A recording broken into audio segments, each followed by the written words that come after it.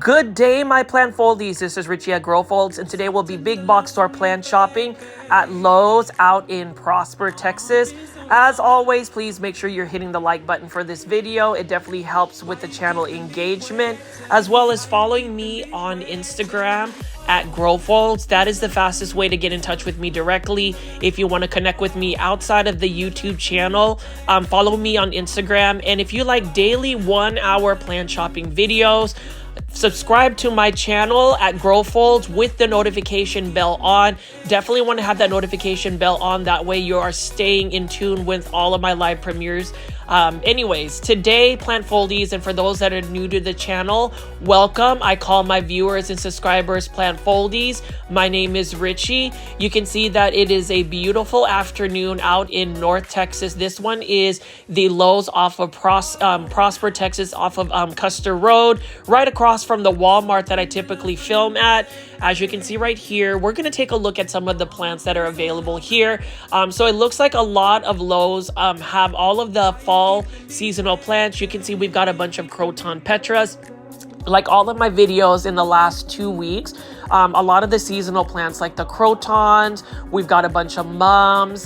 Those are the plants that you will see for that fall season, fall arrangement for the patio. And what I do love about crotons and mums is it really does celebrate the fall season. I really do like the fall season myself. If you're gonna ask me my 2 favorite seasons of the year, definitely spring, because spring signifies new growth, and I really like the spring blooms that we get, but also fall. All of the beautiful golden yellows, oranges, browns, caramels, all of that is really nice.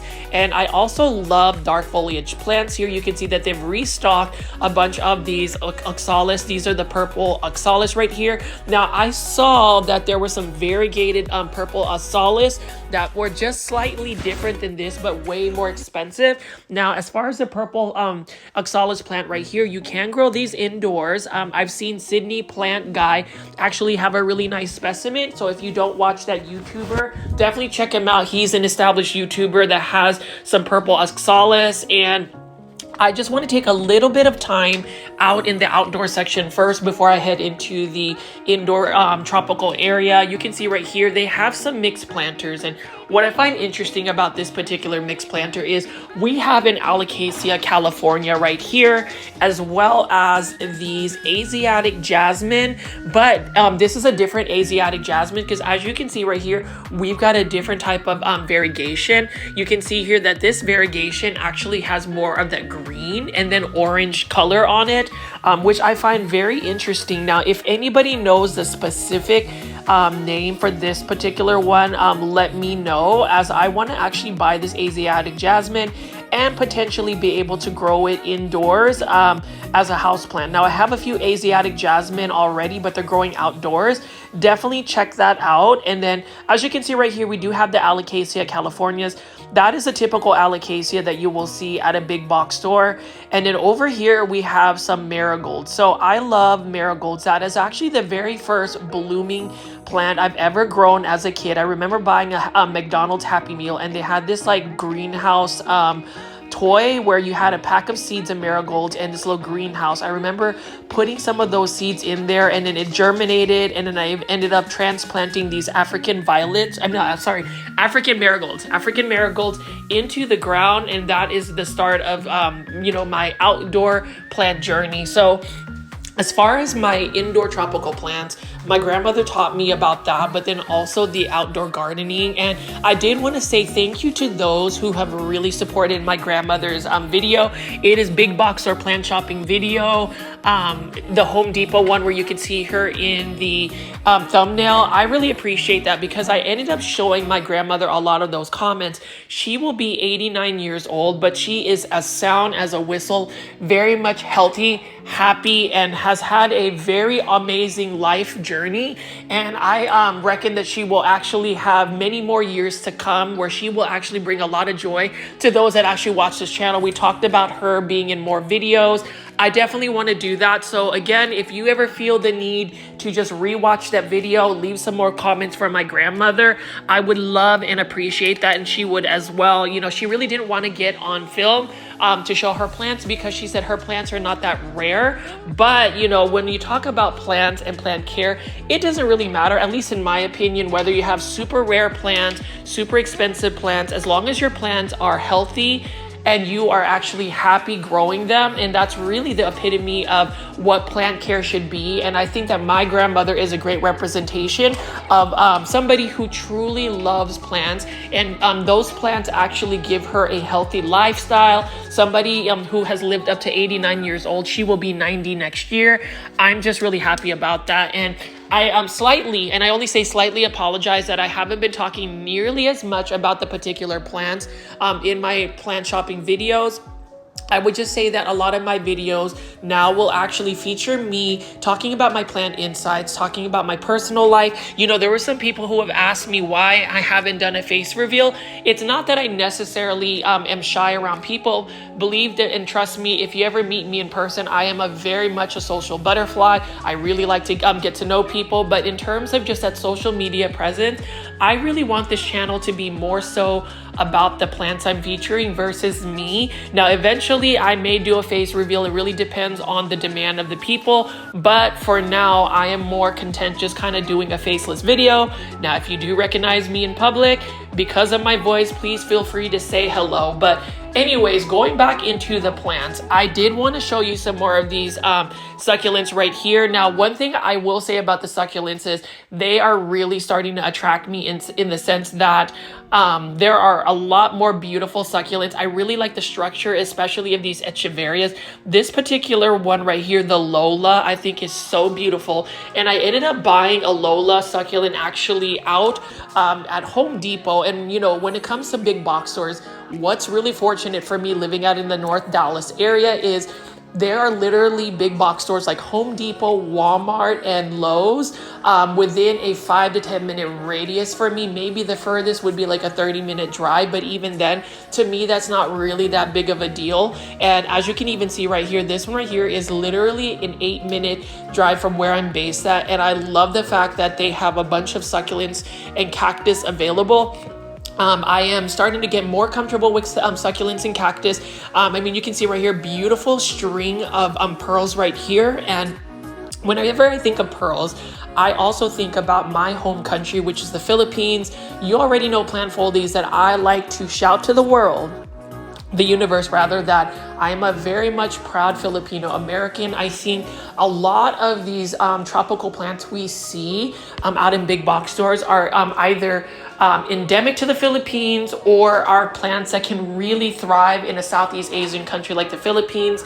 Now, as far as succulents and cactus, not 100% I'm sure about that. But what I can tell you is at least the plants that are, you know, endemic to the Philippines, like the Epipremnum pinnatum, for instance, even Epipremnum aureum or pothos plants, they do very well. And all of this seasonal color, the croton plants, they grew literally into full-blown trees when I was out in the Philippines vacationing back in August. And what I like is that I am actually educated more so in the fact that a lot of these plants that we do see in big box stores, they are sourced out from these Southeast Asian countries. And I really hope that you guys would actually consider visiting the Philippines someday. It is a beautiful country. I would say the most costly price would be just the plane ticket there and the long journey. But as far as everything else, everything is very much so cost effective.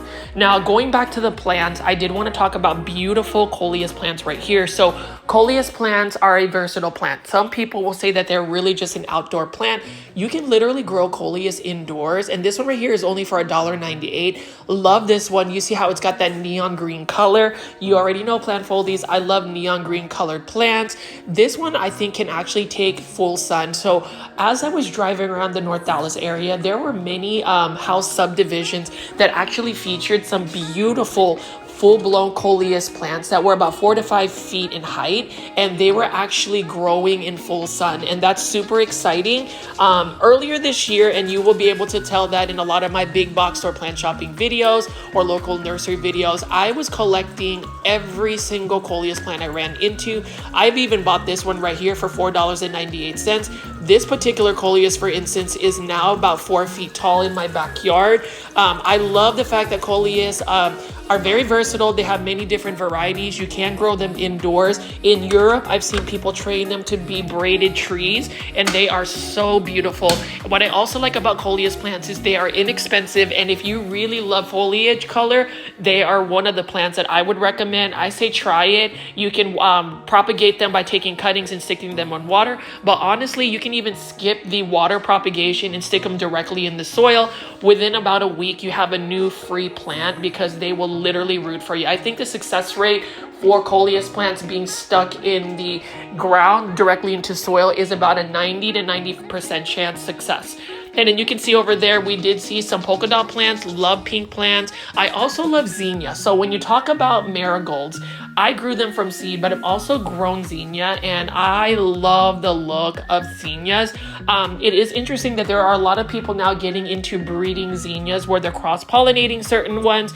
I did see some really nice looking zinnias, and that's the thing about cross-pollinating, hybridizing certain plants. Aside from flowering plants like even philodendrons and anthuriums, that is a whole fascination for me. That is something that maybe when I'm retired, maybe if I can do YouTube full time, I may end up just having myself my own little greenhouse where I can really get into plants. And you know, that's one of the things that really bring me joy, is the fact that I wasn't even really planning on ever doing a YouTube plant channel, but after 10 months of doing this has really become my daily routine. I know that some of you plant folies have mentioned you were worried about me over exerting myself or really burning out. I figured out, pacing for me. I've always been somebody that's been very much a hard worker.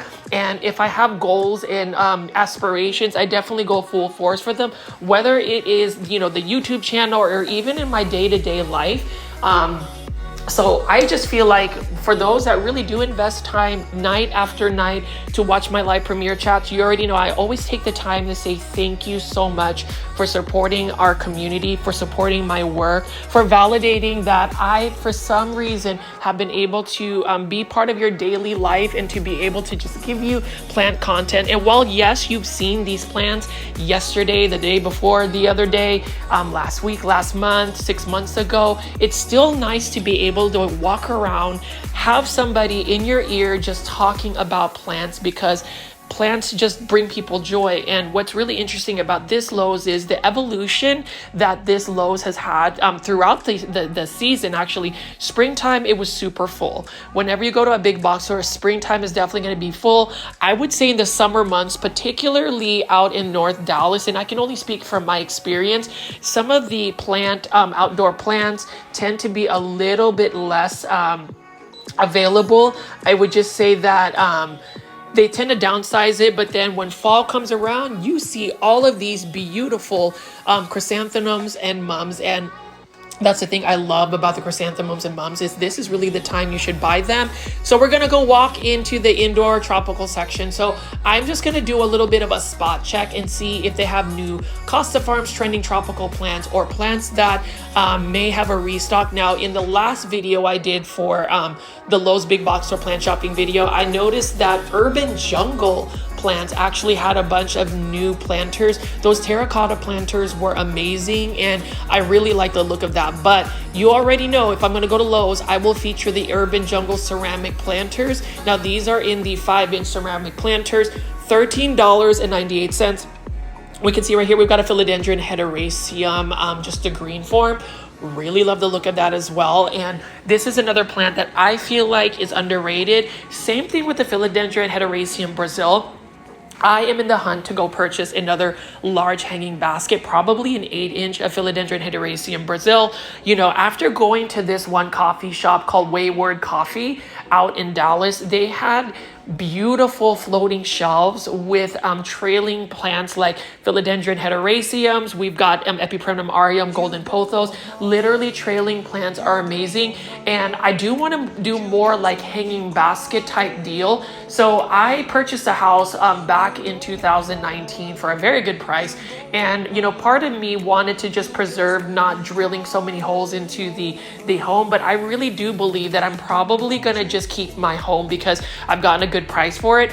Meaning whenever I do my my house plant tour, plant foldies, I will be doing more plant styling, which includes adding more hanging fixtures to where I can hang more plants to my my plant collection. So that'll be something in the works. But for now, plant foldies, you can see that we have tons of beautiful ceramic hanging baskets right over here. The only thing I would say about Urban Jungle is they have more of a funky type, like fun pattern to their planters. For me, I really just like very modern contemporary, very simplistic planters. Now, some people, I know that I was talking to Plant Foldy Daniel at PlantCon 2024.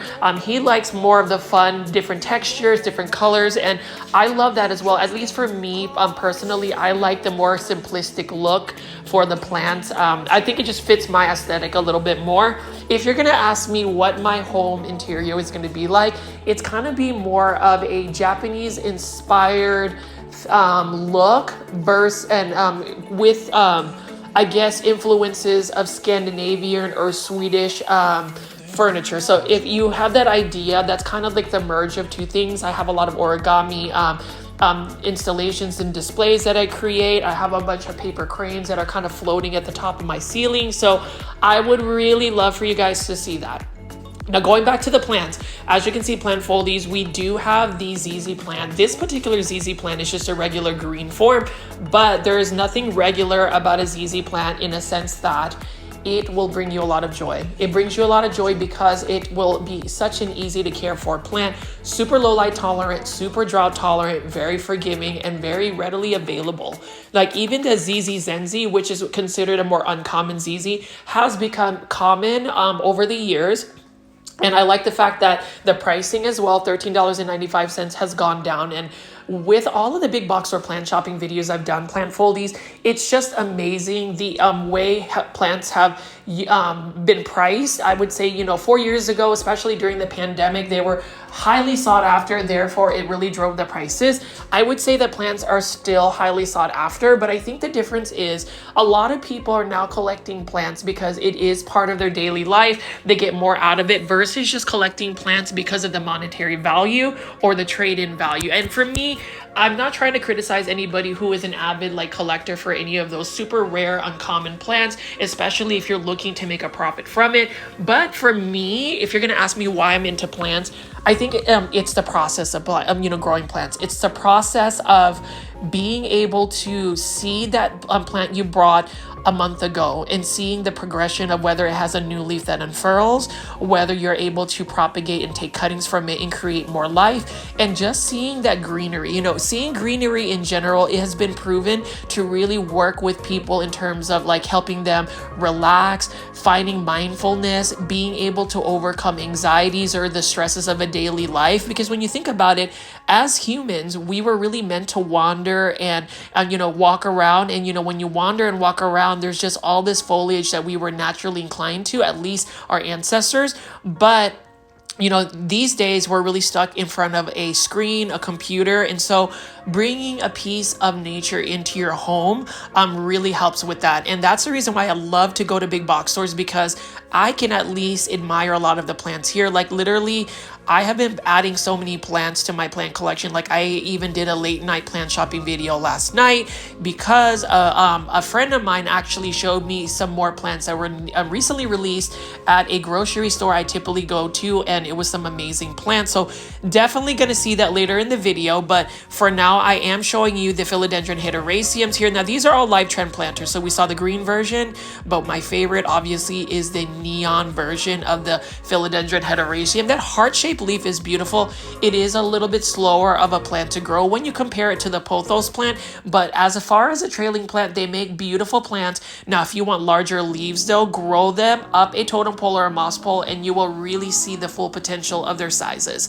Now, as far as the air plants right over here, you can see that Live Trends has a lot of these plants. The only thing I would say about Live Trend planters like that is it is a little bit disappointing to see that a lot of plants may not necessarily be bought, and it always makes me sad to see that some of this stuff ends up going composted or in the trash. But for now, maybe these big box store plant shopping videos will inspire especially those that are in the North Dallas areas to go to these locations and buy up all of these plants.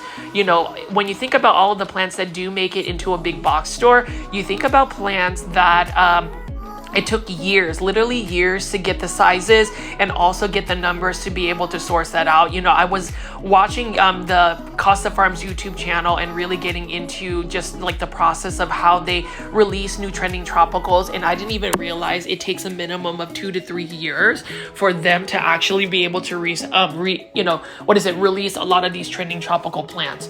It's quite a fleet for me, and I love the fact that, you know, Costa Farms has been able to get us all of these easy to care for plants or exotic plants, like for instance Dracaena sandriana here. So this is also known as the lucky bamboo plant. It is a plant that especially a lot of Asian cultures is believed to give you guys like good luck and good fortune, prosperity. It's often given for a lot of special occasions. I have grown these in the past, and really you can grow them hydroponically. And if you don't know the term hydroponics, that means you just grow a plant literally in water. You don't have any other type of soil substrates.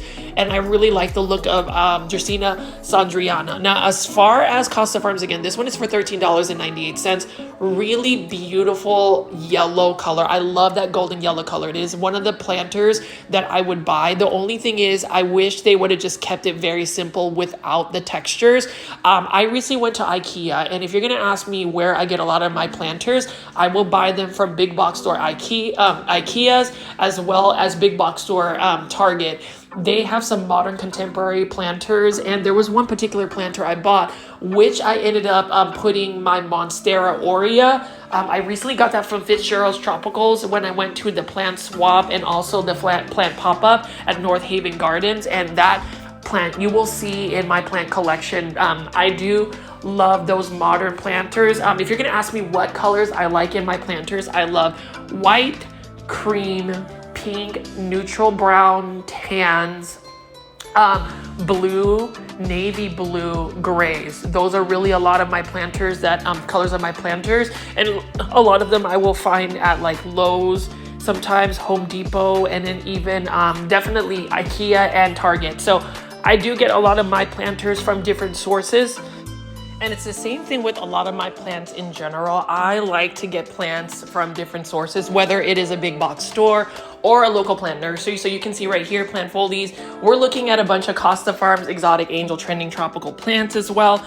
This one right here is a Syngonium cream illusion. So Syngoniums, let's talk about Syngoniums. Syngoniums are easy to care for, fast growing. I would say try not to underwater them too long, meaning you want to stay on top of the watering. You don't want to let them just dry out completely for many days. Otherwise, they end up just really declining in their health. And then you also want to look at this Palea Dark Mystery plant right there. Beautiful plant. That one is for $7.98. And then we have some Dracaena. So I always talk about the underrated Dracaena. These are plants that I feel like people really don't pay attention to, really don't give the time of day for it. But look at how beautiful that is. And that is only for $7.98. I do feel like Dracaenas are very much so underrated plants. These are plants that I feel like we all need to add to your collection because they're very much so low light tolerant and easy to grow. Now this right here is a Marantha plant, and what's interesting is in this 6-inch planter right here by Costa Farms, $16.98. The Marantha plant is actually a better alternative if you're going to ask me between a Calathea and a Marantha. Maranthas are a little bit more forgiving. So I would recommend that.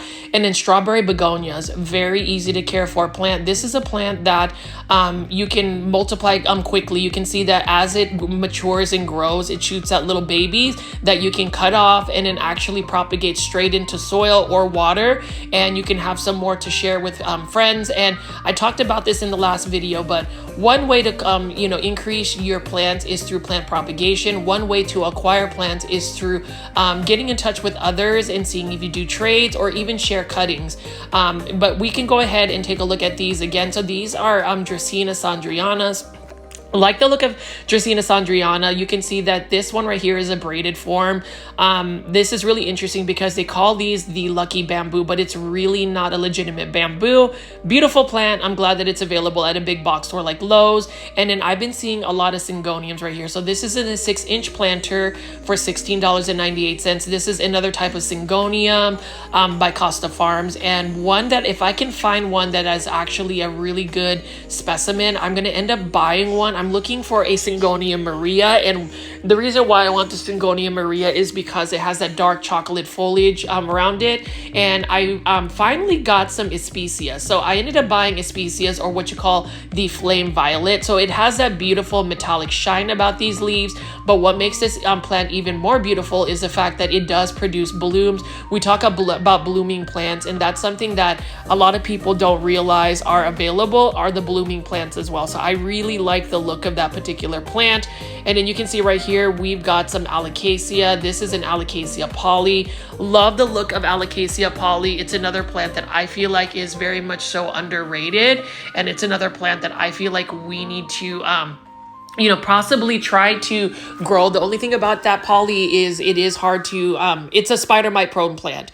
And then over here we have another Syngonium. So I would say that this might be a Syngonia Maria, but the only thing about this Syngonia Maria is it's not as, the foliage is not really that dark. And so that's the reason why I feel like I would want to find a better specimen if I'm going to get a Syngonia Maria. Now for Syngonia Maria, if you do provide it with quite a bit of light, it will give you better, darker foliage, and that is really a theme in terms of light equals a more healthy plant. Light, more bright indirect light gives them the better chance of growing at a vigorous rate, and they're just going to be a more healthy plant. And then over here, plant foliage, you can see that we have a red Marantha by Urban Jungles, and then this is what I was talking about.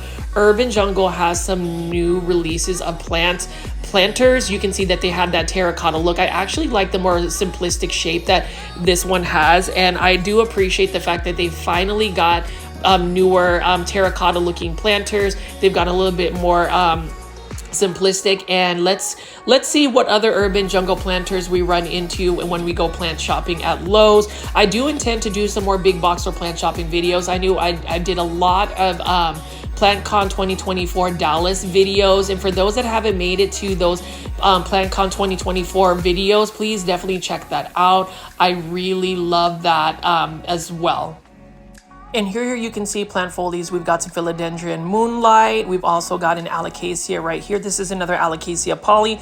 I do think that this particular Alocasia is underrated because I feel like if you're able to grow it without getting spider mites, it is a beautiful Alocasia. And speaking of beautiful, look at how beautiful this Hoya carnosa right over here is.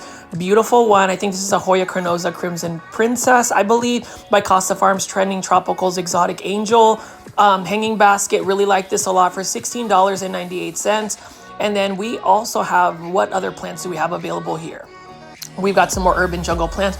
All of the ones that you see on the bottom are only for $13.98. And as I pan away over here, it doesn't look like this particular Lowe's has a full-on restock, but what I appreciate about this Lowe's again is the fact that it's able to maintain the merchandising. It's able to look full and impactful, and for me, it actually wants me, I'm actually more inspired to purchase a plant. Like I was wanting to buy a Xanthosoma. This one is for $19.84. Beautiful plant as well, and I happen to find it at a cheaper cost though at Callaway's Nursery, which is another local chain of plant nurseries out in the Dallas-Fort Worth area. And I will say that this is a Costa Farms restock right here. This is Epipremnum alplicimum, or what you call the silver streak pothos. Notice how large the foliage, the leaves are. for this particular Epipremnum alplicimum. Now, most of them are a little bit more narrow, but I've noticed that these leaves are a little bit more robust. So we'll see what that looks like long term if I'm able to get one of these plants. I want to get more of these Epipremnum alplicimums. I think that they look fabulous, and I think that they would be easy to grow. So we'll see what that looks like for me long term. And then other plants that we have available are let's see, we have another Xanthosoma right over here. Really like the look of that as well. And, you know, as far as plants, you know, whenever you have a lot of plants to pick and choose from, sometimes it's a little bit more challenging to maintain the plants. I know I find myself having to scramble. And that's the reason why I feel like, you know, as we go big box or plant shopping together, we just have to realize the amount of plants we're adding to our collection. Like you can see right here, this is a geo plant, beautiful dark foliage plant. I definitely bought one at another Lowe's.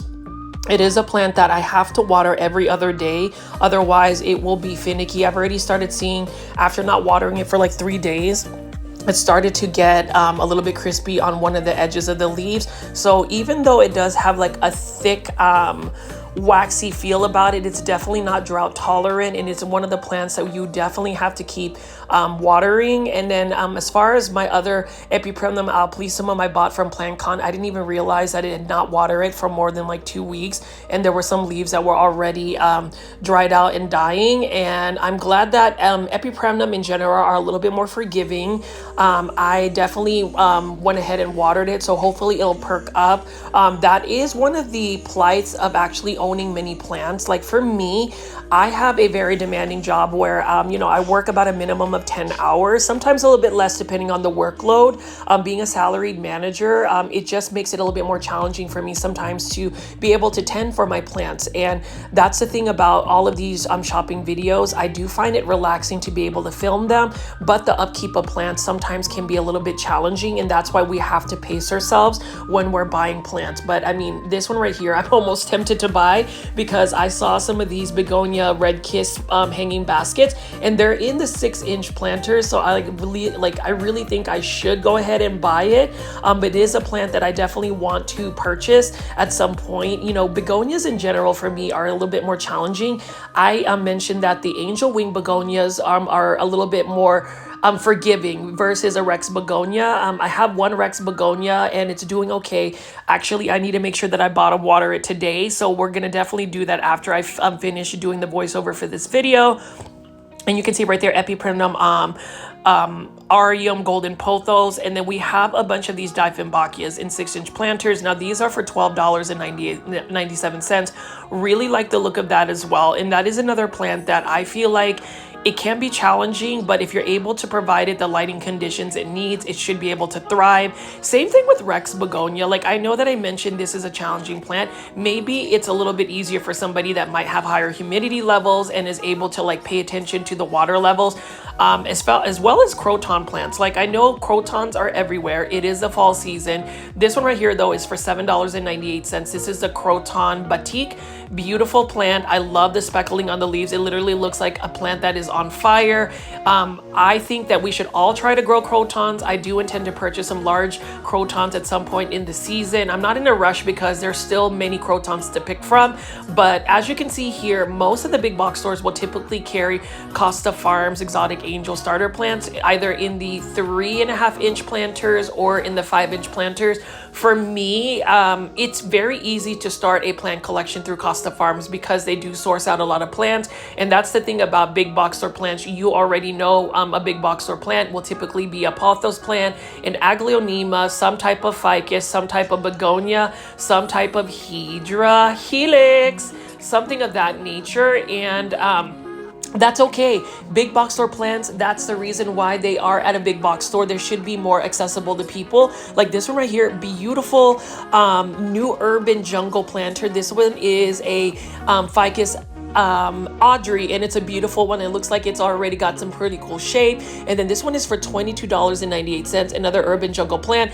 I got one that was really large. I felt like it was a bad decision in the sense that, you know, it is a plant that is very challenging to grow long term, but it has been a good decision in a sense that I've been able to keep it alive. I've been able to maintain that, and that's one of the reasons why, if you are willing to put in the work and you're willing to invest the time, then it is a plant, you know, any plant you should be able to grow long term in your care. It literally takes just a little bit more effort for certain plants.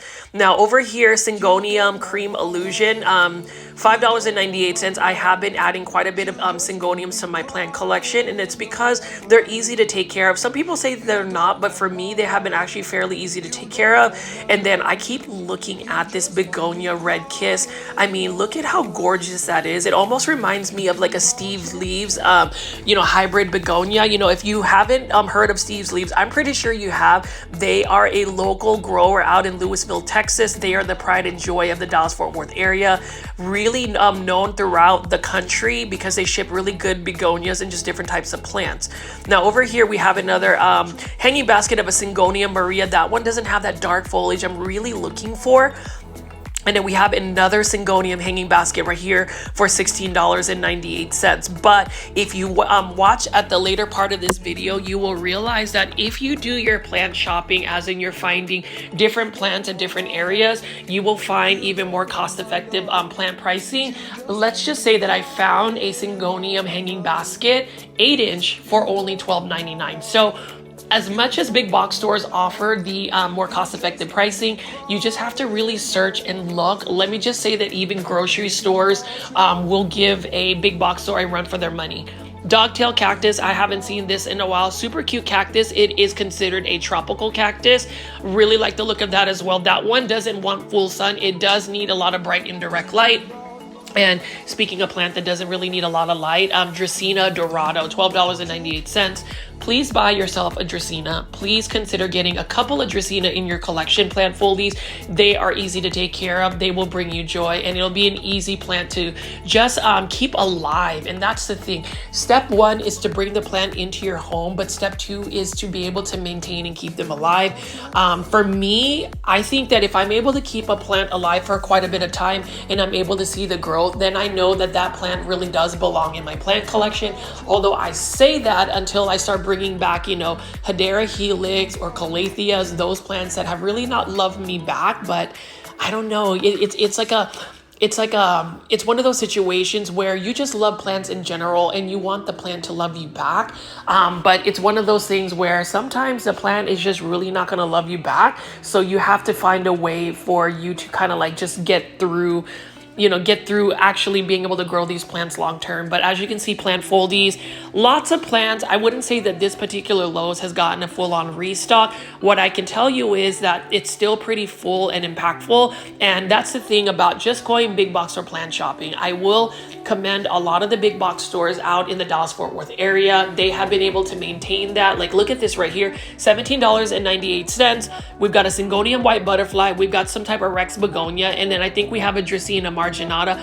I would say the combination is beautiful, but I'm just not really into mixing multiple plants in a planter. I really want to be able to focus particularly on just one plant in the planter.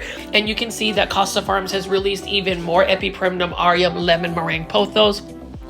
The only drawback about an Epipremnum meringue pothos is if you are not able to provide it with quite a bit of bright light, it's just really not going to give you the variegation you're looking for. It is known for that aurea yellowish variegation. It's a little bit slower growing than even the global green pothos, and even then I feel like global green is a slower growing pothos. But it is a plant that I did add to my collection because I do love pothos plants, and pothos plants are very easy to care for. And that's the thing, plant foldies. If you don't have a pothos plant, go ahead and go to a big box store, buy yourself a pothos, and you will see the joy that they will bring to you. But as far as croton plants, I am in no rush to purchase one right now because they're literally everywhere. Now, I haven't been able to buy bromeliads, but that would be something I would also get into as well. But anyways, plant foldies, I'm just going to keep panning around here and showing you the rest of the Lowe's, and then we'll go to the next location.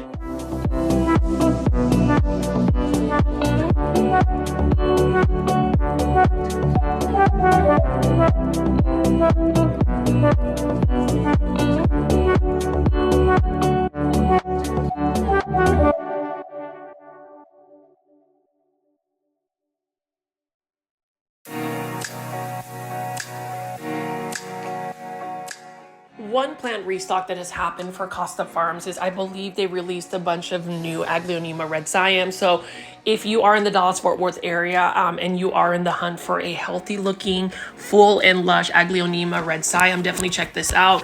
This one only has one plant, so this one may not be one of their new releases. So whenever you are shopping for Aglaonema, I would recommend really inspecting the plant and seeing if you can find multiple plants.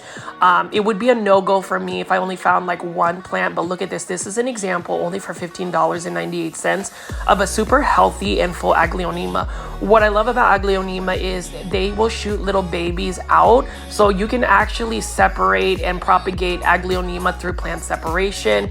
Some people will do cuttings. You can do cuttings as well, especially if your Aglaonema is actually very leggy, but for the most part, they can maintain fullness by just pushing out new babies. And I was super tempted to purchase an Aglaonema red siam. The thing about it is, I already know that this particular plant is one plant that you can find often at a big box store or even a local plant nursery. And Costa Farms probably has the most cost-effective Aglaonema red siam.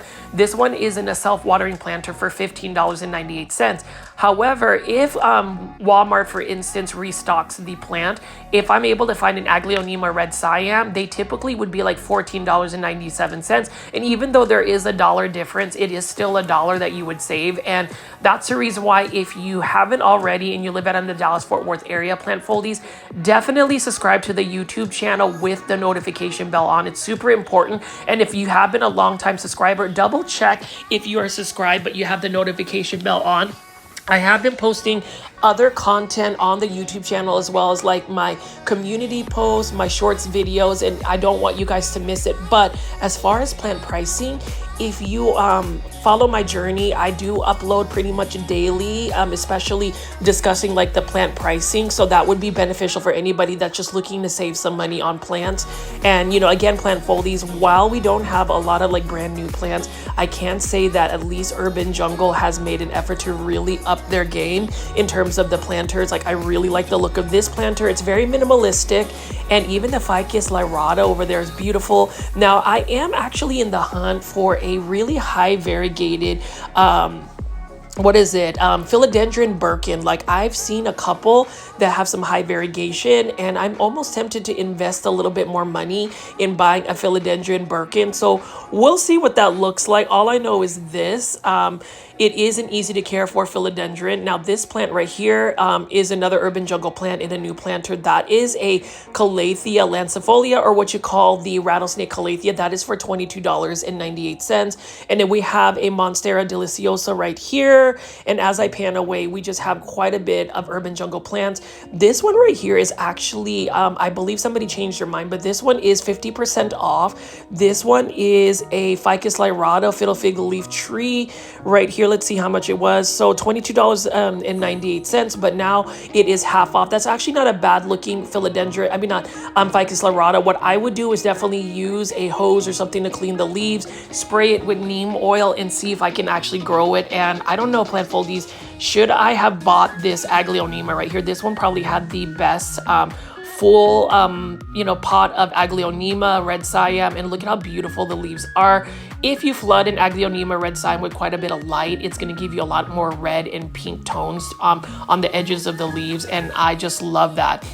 But Plant Foldies, so far, most Lowe's, at least in the Dallas-Fort Worth area, have quite a bit of plants left. You'll see a lot of the seasonal plants, but, you know, as far as this, for instance, I want to know in the comments, Plant Foldies, what you think about these combination planters that you can only find at Lowe's. We've got some type of Syngonium here, and I really like the smaller foliage. Syngonium right there next to a palm.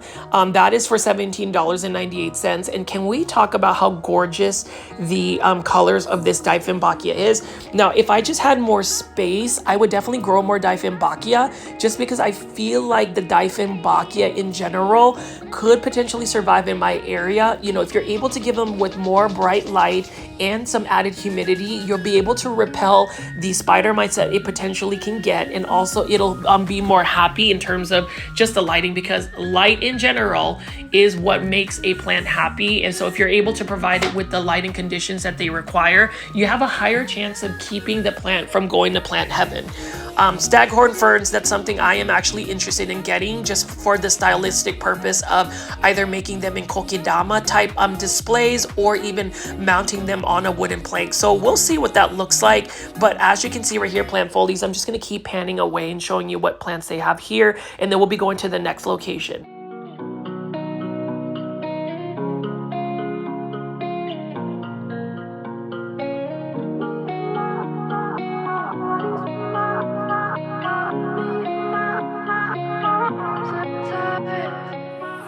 All right, plant foldies, we are now going grocery store plant shopping at the H-E-B out in Frisco, Texas. So H-E-B is a local chain of grocery stores only found in Texas.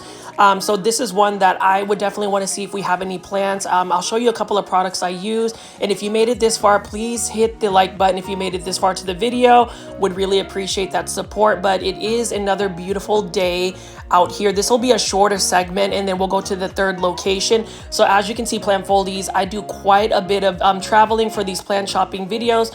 So hopefully I'm able to show you guys a little bit of different plant pricing. But this particular H-E-B is one of the best H-E-Bs to purchase plants. H-E-B in general has some really cheap and inexpensive plants. They have the Max and Miles plant line that is really just for H-E-B plants, but a lot of the plants are also locally grown in Texas. H-E-B in general is actually very much so a lot of Texas and local products, which I love. I always talk about supporting local, but as you can see right here, we are going to go and see what plants they have in the outdoor section. It is fall, so you'll have a plethora of different types of pumpkins for decoration. I can't believe that it is literally October 1st.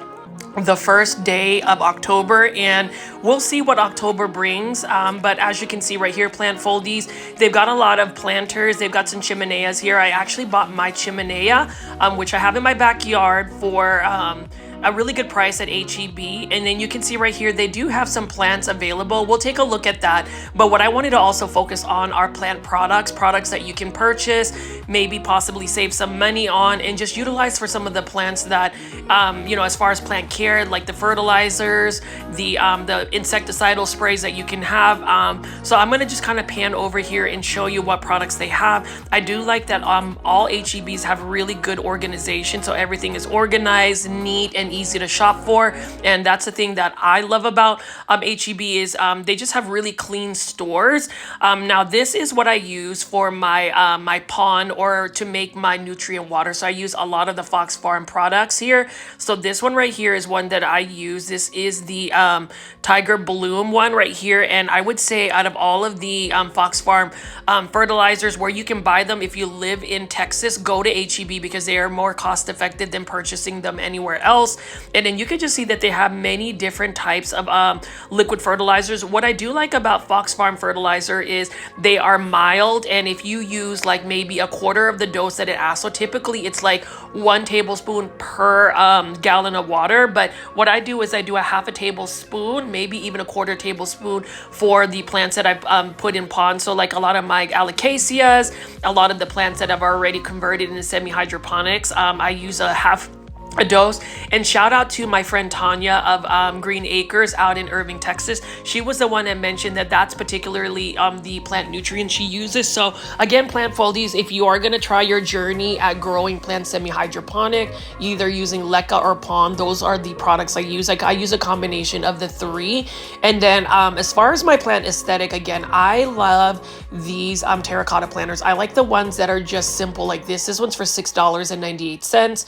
I like this versus the one with the lip. If you can find plants like that, I just really like that very simple just shape of that particular terracotta planter. And then you can see right here, H-E-B, just like most grocery stores, will clearance out or put their plants on sale. So you can see that this one right here is an ornamental pepper.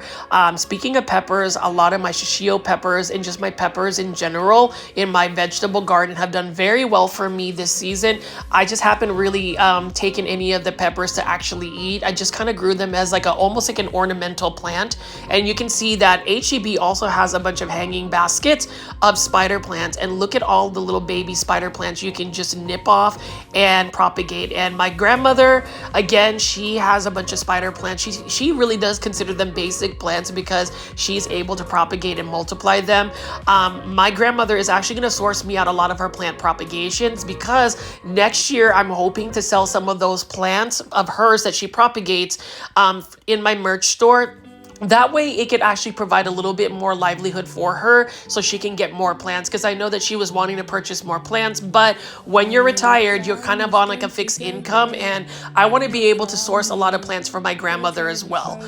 But anyways, going back to this HEB, you can see that they've got a lot of succulents and cactus. All of these succulents and cactus are typically sourced from local growers out in Texas. And then you can see right here, this is one of my favorite Sansevieria. That is a Sansevieria starfish. And with Sansevieria in general, I think the best way to propagate them is not through plant cuttings. I think you should just separate them when they start pushing out new pups. I've had one Sansevieria starfish for a good 3 to 4 years, and it really thrives in neglect. Like, I feel like if I water it too much, it will also rot. So just maybe watering it once a month works for me. Now, as far as my succulents and cactus that I am putting in my collection, I definitely will grow them in terracotta planters. And the reason why you want to grow them in terracotta planters, or I feel like you need to grow them in terracotta planters, is because terracotta planters don't hold nearly as much moisture long term versus like plastic. And so if you are an overwaterer, I feel like growing your plants in terracotta would be best. For me, it's not necessarily the best medium to put the plants in as far as a container, because I am an underwaterer. So I probably need to keep my plants in more of like the plastic container planters because they hold more moisture. But you know, I love the look of terracotta planters, and I feel like if you grow like cactus or succulents in terracotta planters, they just have a very nice classic look. Now, as far as other hanging baskets here, these are only for $14.97. And again, plant foldies, you have to give HEB credit for these Tradescantias. That is a 10-inch planter right there, hanging basket of Tradescantia burgundy. Now, as far as Tradescantia, I love them. I love to look at them, but as far as growing them, I just feel like they get a little too leggy for me, except the Tradescantia Nanook. Now, they do have a bunch of 5-inch planters. So these are the crotons, for instance, and I believe these are for $5 a piece. It's not a bad price for a 5-inch planter. However, a lot of these plants already I have in my collection.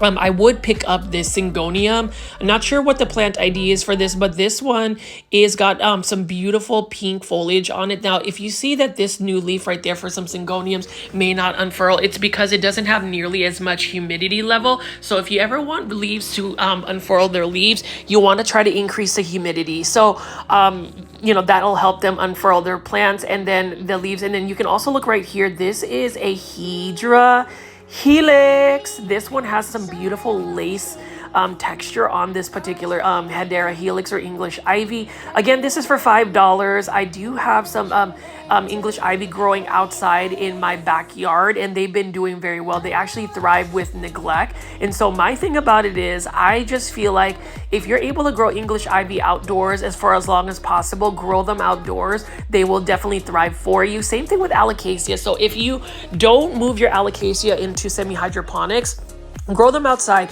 They typically will do better outside. Same thing with any plant that you are trying to grow in a larger size. Like if you wanted to take this Syngonium, for instance, put it in a shaded area outside. For some reason, just growing plants outside, they just do better. They get larger. They're a little bit less pest prone, and I just feel like if you want that growth to happen very fast, grow your plants outside and then take them back inside if you have to overwinter them. But you can see right here, they do have many plants to pick from. They've got some spider plants here. We've got some Syngoniums, and then I'm going to walk over here and see what they have, the larger foliage plants. You can see right over here, though, they have a bunch of Chimenea. They've got some specialty soils right over here. They've got some mulch. They've got some barbecue grills. They've got everything shopping here, and they've got some amazing groceries as well. So if you've ever shopped at HEB, you'll understand what I mean.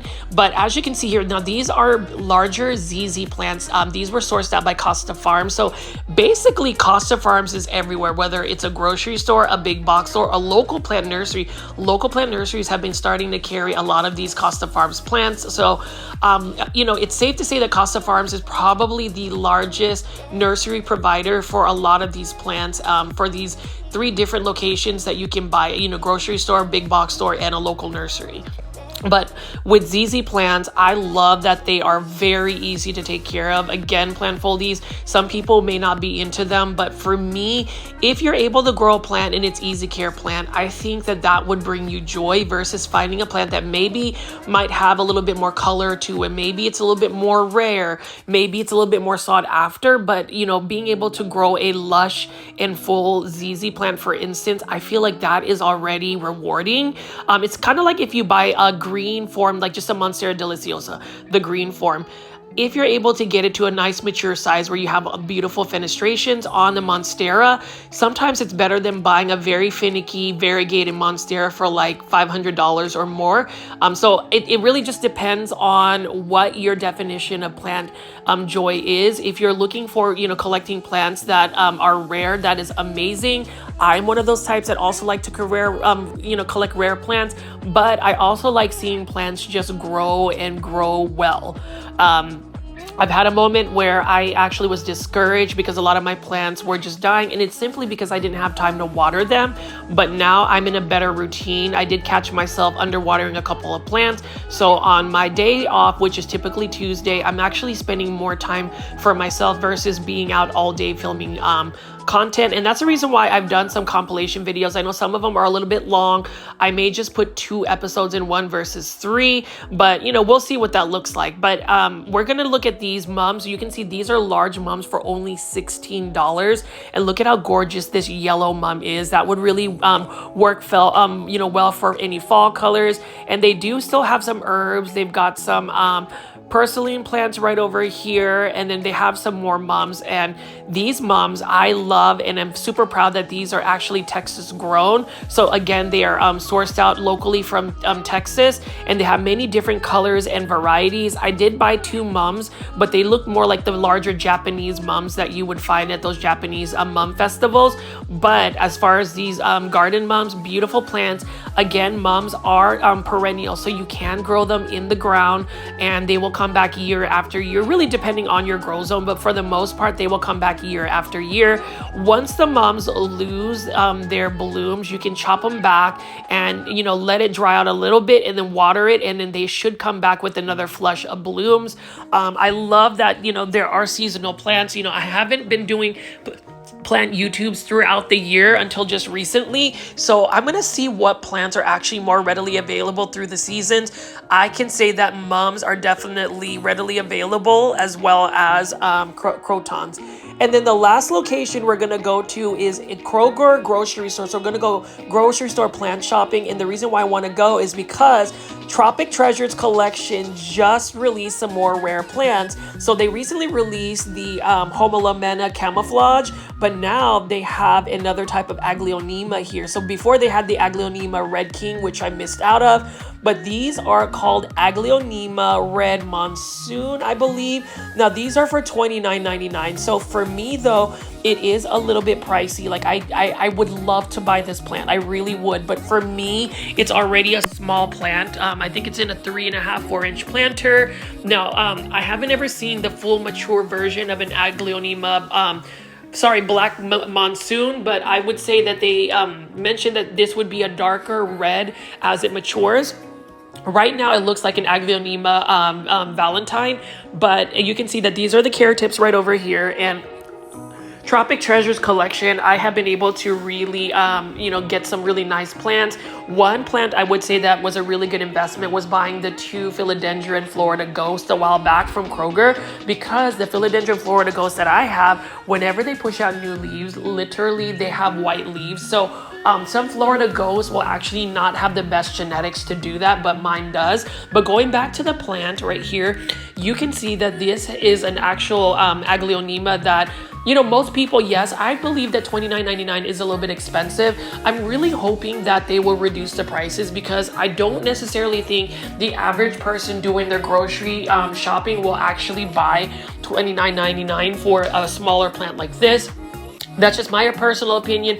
Now, if you want to buy an Aglaonema Black Monsoon, that is awesome. You can gift me one if you want, but for now, I'm going to hold off on that. I am excited that Tropic Treasures has a new release. They have a new release every 3 weeks to a month. So we'll see what plants they have now. One thing, a little birdie did tell me that the Houston Krogers may be carrying wild interior Thai constellations. And that's the reason why I went late night plant shopping, because I wanted to see if Kroger got some more Monstera Thai constellation. So if I'm able to find that, definitely stay tuned for the channel. But you can see right here, this is a Homelamena Shelby. No, I'm sorry, not Homelamena Shelby. Homelamena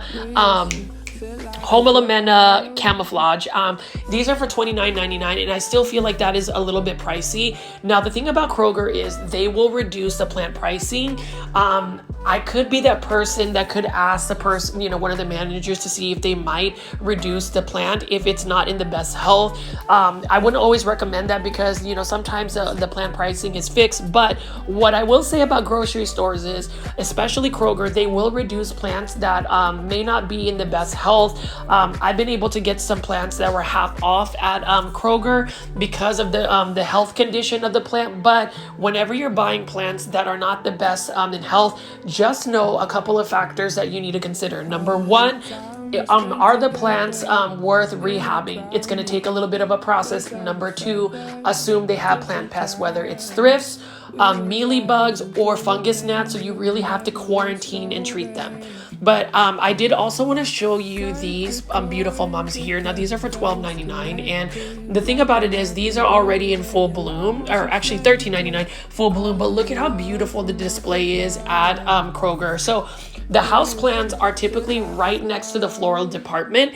But look at how beautiful the display is here. I would say a lot of the Krogers and the Kroger marketplaces out in the Dallas-Fort Worth area, specifically in the McKinney, Frisco, Allen area, have some gorgeous plants. And, you know, this particular one right off Coyton Campbell Road, if you want to go to this particular Kroger to go do your plant shopping, definitely check it out. They have a huge selection of plants. And what's exciting is whenever I do big box store plant shopping or grocery store plant shopping late at night, there are some plants that I'm just super surprised to find. Like, look at how gorgeous these mums are. Like, part of me wants to buy mums. I already bought 2 mums that I really didn't need, because I know that long term I wouldn't be able to grow them indoors.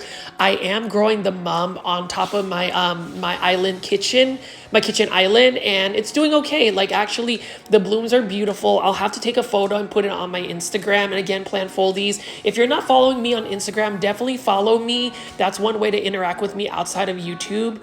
And then you can see right here, this is the Urban Jungle hanging baskets, and I've never seen Urban Jungle hanging baskets at like Lowe's, Home Depot, or Walmart. I will always find them at a grocery store like Kroger, and these are the most inexpensive hanging baskets of plants for only $12.99. So I'm actually tempted to purchase this golden pothos hanging basket, because I want more pothos in my collection. I've decided that I want pothos plants because they are very easy to take care of, and I want to propagate many of them. I have a project where I want to take multiple cuttings from multiple pothos varieties and do like a mixed planter. I think that that would be pretty cool. And for $12.99, let me know in the comments, plant foldies, if you would buy this hanging basket. I think it's a really good deal. I will definitely want to see more comments from y'all if you're able to just give me your plant insights. I do want to thank those that really take the time to give me like a whole paragraph of their plant collection, their plant insights, or plant care tips. Really appreciate that. Bella from Houston, thank you for giving me some plant insights for cactus and succulents. It was super helpful. And then over here, plant foliage, you can see this is a staghorn fern hanging basket for $12.99. So when you compare a Costa Farms hanging basket for $19.84 or $20.24, these are more cost effective because they're the same size. And today I wasn't even really planning on buying any plants. I was literally looking for Monstera Thai constellations to film. I'm going to buy the Syngonium right here. I don't know what this particular Syngonium plant ID is, but what I do know is it's in an 8-inch planter, and look at how full deal in Lush this is. I already talked about buying maybe a 6-inch planter of Syngoniums from Costa Farms, but Urban Jungle came in with the clutch and got me a better price for $12.99. Granted, I love Costa Farms, but at the end of the day, what I always say, to all of our viewers and subscribers, buy the plant that meet the price is right. And today, last night when I filmed this, the price was right for this Syngonium, only $12.99. And I found some really good hanging baskets at Urban Jungle, hanging baskets at this particular Kroger. So this is really my like go-to Kroger. Now, if I see a philodendron Micans hanging basket, I've seen that before at Kroger, I'm definitely going to buy it because I want more of that. I'm also thinking of buying another philodendron heteroraceum neon hanging basket if I'm able to find that. I'm just really wanting to buy more trailing plants because they are a little bit more low light tolerant. Now we're going to talk about some of these plants for $9.99. This one here is a Peperomia obtusifolia marble. Now the thing about this particular plant, which is $9.99, if you give it a little bit more light, it's really going to give you the variegation, more cream variegation. Light is really what impacts the variegation of that plant. And then you can see right over here, beautiful Peperomia Rousseau. So here's the thing about Kroger that you will be surprised to find. Kroger will carry multiple Peperomias, multiple Hoyas of all places, more so than even big box stores and other, plant finds. So we're going to see what other plants I find tonight. And you can see right here, this is a Peperomia Frost, beautiful silver foliage. That one is for $9.99. Really like the look of that plant as well. And I know Plant Foldies, this one has been a little bit longer of a video, but I like to mesh a bunch of my plant shopping videos together just so you have a different vibe. Sometimes I'll do like a full episode at a particular big box store, but today I wanted to mix a couple of grocery plant shopping videos. I haven't done one of those in a while, and I love Kroger. I would recommend buying your plants at Kroger, and like this is the reason why I go there. White Princess philodendron for only $9.99. Now this is granted not the best variegation, but for a 4.5-inch philodendron White Princess, that is a really good price, because if you go to like Walmart and you buy Grower's Bench, it's the same size plant, but you're gonna pay $20.24 or somewhere around that range. $9.99 sounds like the price is right for me. If I already didn't have any philodendron White Princess, I would have definitely bought that today. You can see this one doesn't have nearly as much variegation, but for $9.99, that's a plant that you could potentially see if it'll push more variegation. That is the risk with some of these variegated plants is variegation is not always guaranteed unless it is a Monstera constellation. That is one of the plants that definitely holds its variegation. It's a tissue cultured plant, but the genetics of that plant, I've never really seen a Monstera constellation ever revert, even if you don't give it the best lighting conditions. Now, we also have a bunch of Sansevierias right over here, or snake plants, and if you want to start a snake plant collection, you could purchase them from Kroger. This one is for $13.99. This is a Sansevieria Black Coral. I do like the fact that these plants, the ones that I'm picking up, are actually sourced out from Mason Farms. So Mason Farms is actually a plant nursery out in New Mexico. So I thought that was really interesting that they had, like a tropical greenhouse out in New Mexico, but they do source out a lot of plants to many different big box stores and mostly grocery stores. Here is a green Hoya caryi, and Hoya caryi, I don't actually have the green form. I have the variegated form and the reverse variegated form. I would love to collect all the different types of Hoya caryi, and you can see this one is actually living its best life. $13.99, that's not a bad price at all. Like, I would actually buy this Hoya caryi because some Hoya caryis, even when you go to local nursery, it's a little bit more expensive, and you don't really see Hoya caryi at a big box store. Like, I'm surprised that Costa Farms, or at least to my knowledge, hasn't released a hanging basket of Hoya caryi. I feel like that's such a beautiful plant because look at the shape of the leaves. They literally look like hearts. Now, Hoyas, I wasn't really into them until I realized that Hoyas are very forgiving plants. Like, if you don't water them for even a month, at least I was able to get away with not watering it for a month, and the plant still survived. Actually, Hoyas don't like to be overwatered, so that's a good thing for me. Now, over here, Plant Foldies, we've got an Epipremnum aureum Enjoy Pothos. This one is for $13.99, and I like Enjoy Pothos more so than Pearls and Jade. I just really like the stark contrast contrast. What I would love to be able to do though is to grow one on a totem pole or moss pole so I can get the leaves to size up and really get that nice variegation. I always say if you want a cheaper alternative to like a Monstera albo, grow yourself a Pothos Enjoy on a totem pole. If you get lucky, you can even get it to fenestrate, then it kind of looks like a Monstera albo. Over here is an Epipremnum pinnatum Cebu Blue Pothos. Love that as well. This one's for $13.99. The thing about Cebu Blue Pothos is it does need a little bit more light than the regular Epipremnum pinnatums. They get leggy if you don't give it enough light, and so that's the only drawback about the Cebu Blue Pothos. It is a beautiful plant. More light will also give you more of that like light green tone, like that bluish tone, versus less light where it will get leggy. And then also with the Epipremnum pinnatum Cebu Blue, you want to make sure you're watering it more often. It's not as drought tolerant as some of the other pothos plants. Peperomia watermelon, beautiful plant. I'm glad I have the variegated form that I got at Peta's Planters, and you already know if I'm doing a big box or plant shopping video and I can plug Peta's Planters, I would do that. I was happy to get that, but that watermelon peperomia is beautiful too. I really like the look of it. And then we just have a jade pothos right here. That jade pothos, I will say, is one of the easiest plants to grow as well because it's fast growing and it just grows very quickly. A lot of pothos plants are pretty vigorous as well, so we'll see what that looks like. If you ever grow pothos plants, let me know in the comments. Let me know your experience. But even this like golden pothos right here, $9.99, that's not a bad price. I feel like you can still get a better price for a 6-inch planter, which I will show in just a bit. But as you can see here, Plant Foldies, string of pearls for $13.99. You can probably find string of pearls for a little bit less at a big box store. But needless to say, if you're going to Kroger, most people will not go to a grocery store to buy plants. I've said this every time I go to a grocery store. I go to grocery stores not to do groceries. I do groceries after I go there searching for plants. And the reason why I go searching for plants at grocery stores is because it is an untapped market. I don't really think people think about grocery store plants as like having plants that are either uncommon or rare or just even very cost effective. Like most of the plants are starting at $9.99 and they're in 4.5-inch starter planters. This one was what I was talking about. Here is another Hydra Helix. And for those that are new to the channel, I call or say mispronounce Hedera Helix as Hydra Helix because for the longest time I was mispronouncing it. But for some reason, Plant Foliage, you guys like hearing me say that. At least the majority of y'all. Some people have called it very cringe.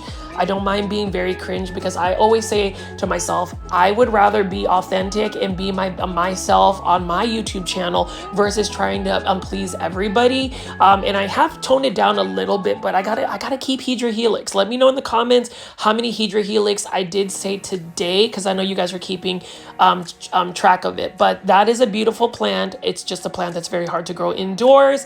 And then we're just gonna keep looking at more plants right over here.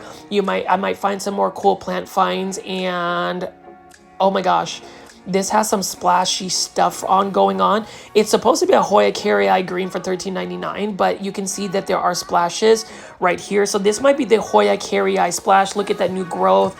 Yeah, I'm gonna also buy this one. And the only reason why I'm gonna go ahead and splurge to buy this one is it's very challenging to find a Hoya Carrii splash that isn't really expensive. This one is for $13.99. That's a really good deal. It's like when I found a variegated Hoya Carrii for $13.99.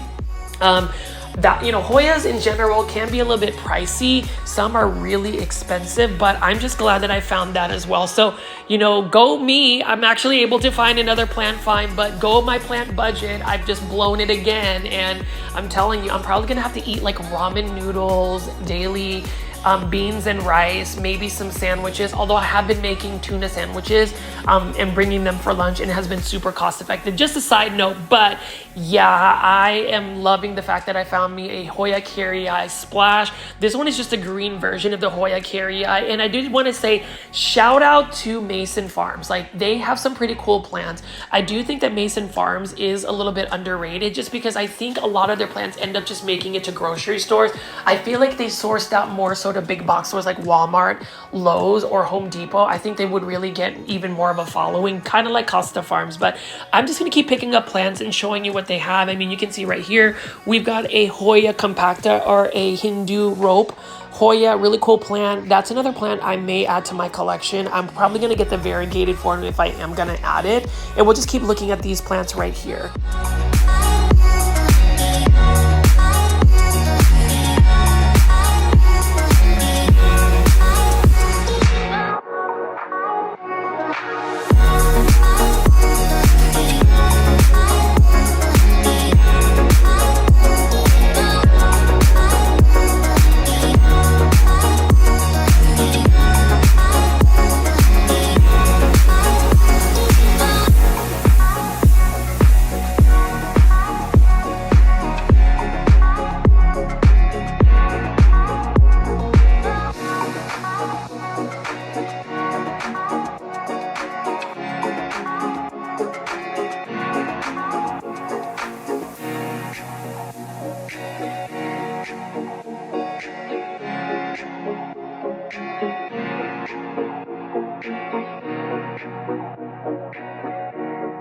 Got some Calathea ornata right here. This one's getting a little bit crispy, and that is what a Calathea will start to look like if you're not able to give it the right care conditions. And then right over here is another plant. This one's for $19.99. This is a Philodendron cordatum, or what I would call really the Philodendron hederaceum.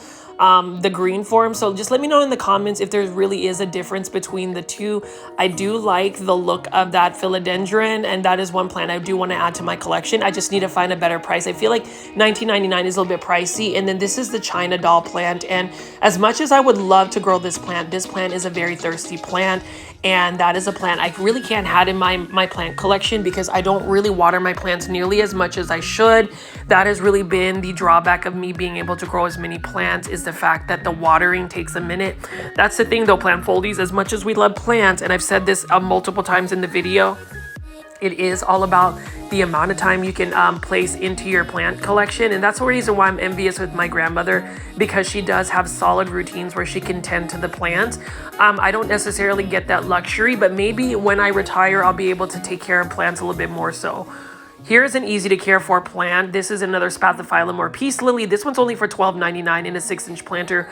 Very good price for that. And then you can just see plant foldies that Kroviger actually has quite a bit of plants, so I'm just gonna walk around here. And I do love filming at night just because I can avoid getting people in my videos. You already know that whenever I do plant shopping videos, I want to be very respectful for people's private time whenever they're just shopping. Even though we are in a public area and you can film, I still feel like if somebody doesn't have permission to give you permission to film them, I just feel like that is more just common courtesy, because I wouldn't want to end up on somebody's video unless I gave them permission to do so. But anyways, plant foldies, you can see right here we do have a bunch of Phalaenopsis orchids. That is one plant that will always be available year-round at any store that sells plants, particularly grocery stores. Grocery stores have really good quality philodendron, Phalaenopsis, the Phalaenopsis orchids. I've just been making a lot of mistakes with all of my plant IDs. Now, this is some type of peperomia. I don't know the plant ID, but it looks super cool. This is by Wild Interiors, and this one is for $10.99. So it looks like Wild Interiors just released a bunch of peperomia and Pilea peperomoides, or what you call the UFO plant. So I'm just gonna pan around here and show you that I am a fan of Wild Interiors. Typically you will see Wild Interiors also sourcing out to Walmart. They also have the more curated versions of the plant. So I believe that Wild Interiors released a bunch of Montserrat constellations. So, that's something that I'm searching for. We'll see if I'm able to find it. But right now, this has got a really cool looking texture of the leaves for this peperomia. If you know the plant ID, plant foldies, let me know in the comments, because that one is a pretty one. I would love to be able to collect a bunch of peperomias, but again, I'm already adding 2 more plants tonight, and I ended up buying plants the other day, so it is getting a little crazy. I don't know if I'm gonna have to just stop making videos to keep myself from buying plants, but I really can't help it. And then over here, we've got some beautiful pineapple bromeliads, and I didn't even know that pineapple's the one, the fruit that we eat is actually part of the bromeliad family. Really cute little miniature pineapple. I don't think that these pineapples are edible, but they still look super cute. So we're just gonna pan around and I'll show you these plants as well.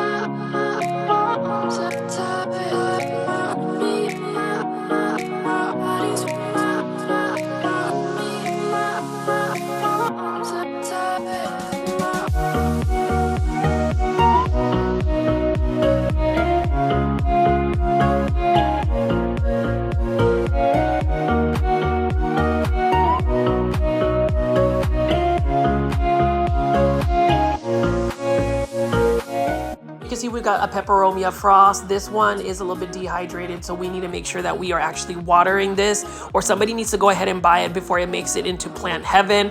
It looks like they just released these wild interior plants, but that's the thing about peperomias, especially the ones that don't have the thick leaves. You have to really be mindful of that, otherwise they will end up just going to plant heaven. Some of them are not nearly as drought tolerant as others, so you just have to really assess that. But for the most part, peperomias are easy to take care of, and they come in many different varieties. So we're gonna just take a look at some of the other plants that they have from Wild Interiors. I was surprised that Wild Interiors actually released some new plants, but that is always exciting to see.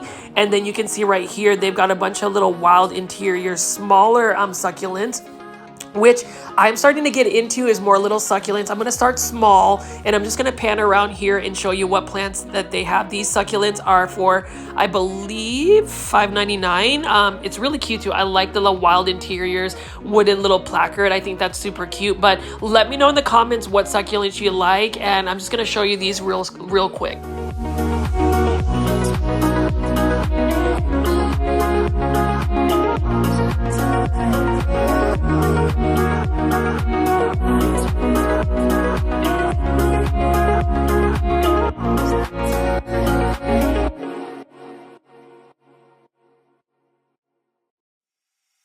You don't want my heart, you don't want my love, you just want me crying over you. You don't want my heart, you don't want my love, you just want me crying over you. And I'm thinking about you.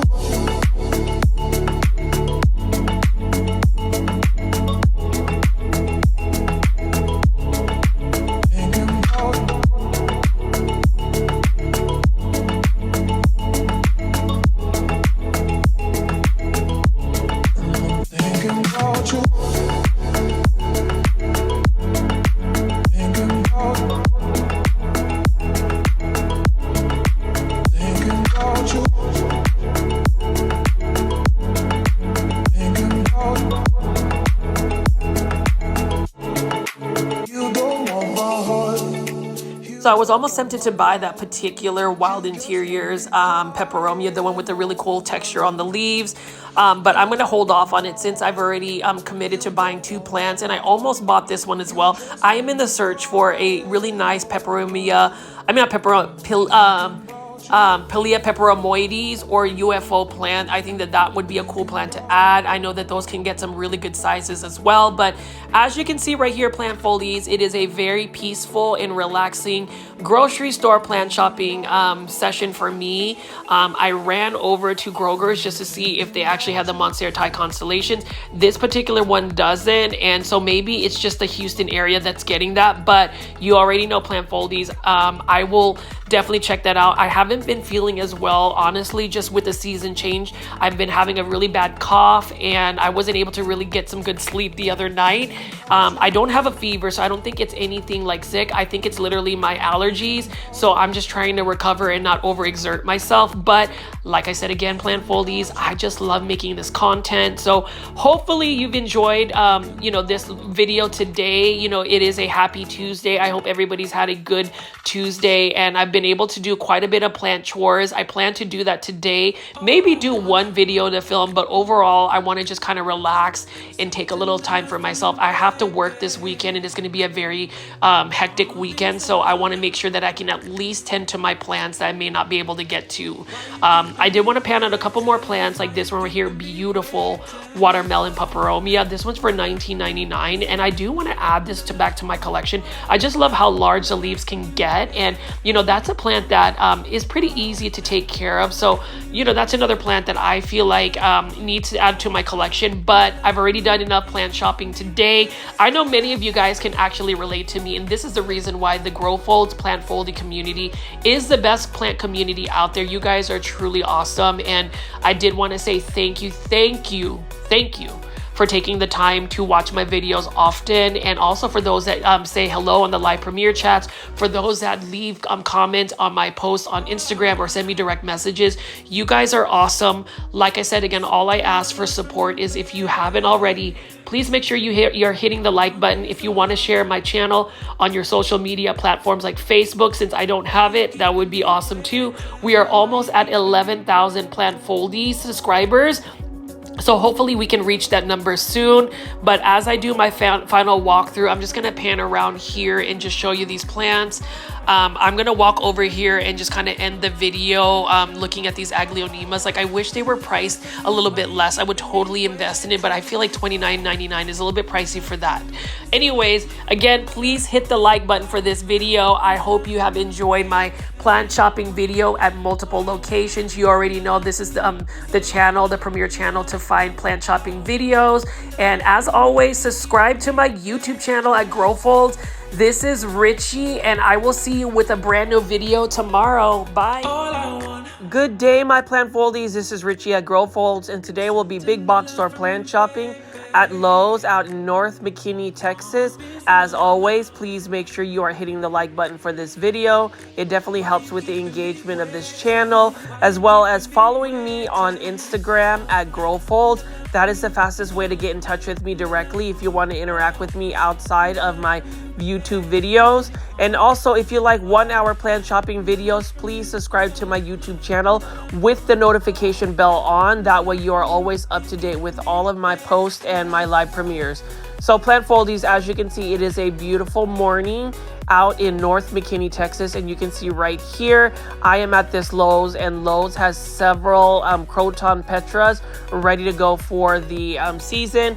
I went ahead and walked in, and you can see that this Lowe's has the little fixture that has like all of the trending tropical plants by Costa Farms. You can see that this one right here is for $15.98. This is an Alocasia poly, beautiful Alocasia, but it's one of those Alocasias that's really tough to grow because they're a little bit more spider mite prone than the typical Alocasia.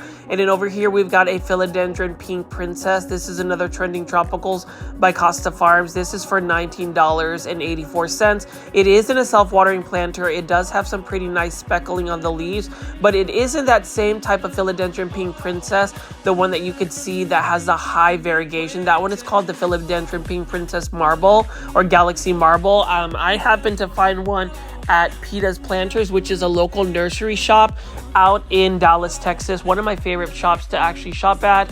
But as you can see right here, we are at a big box store, and at a big box store, you'll see all of the Costa Farms plants.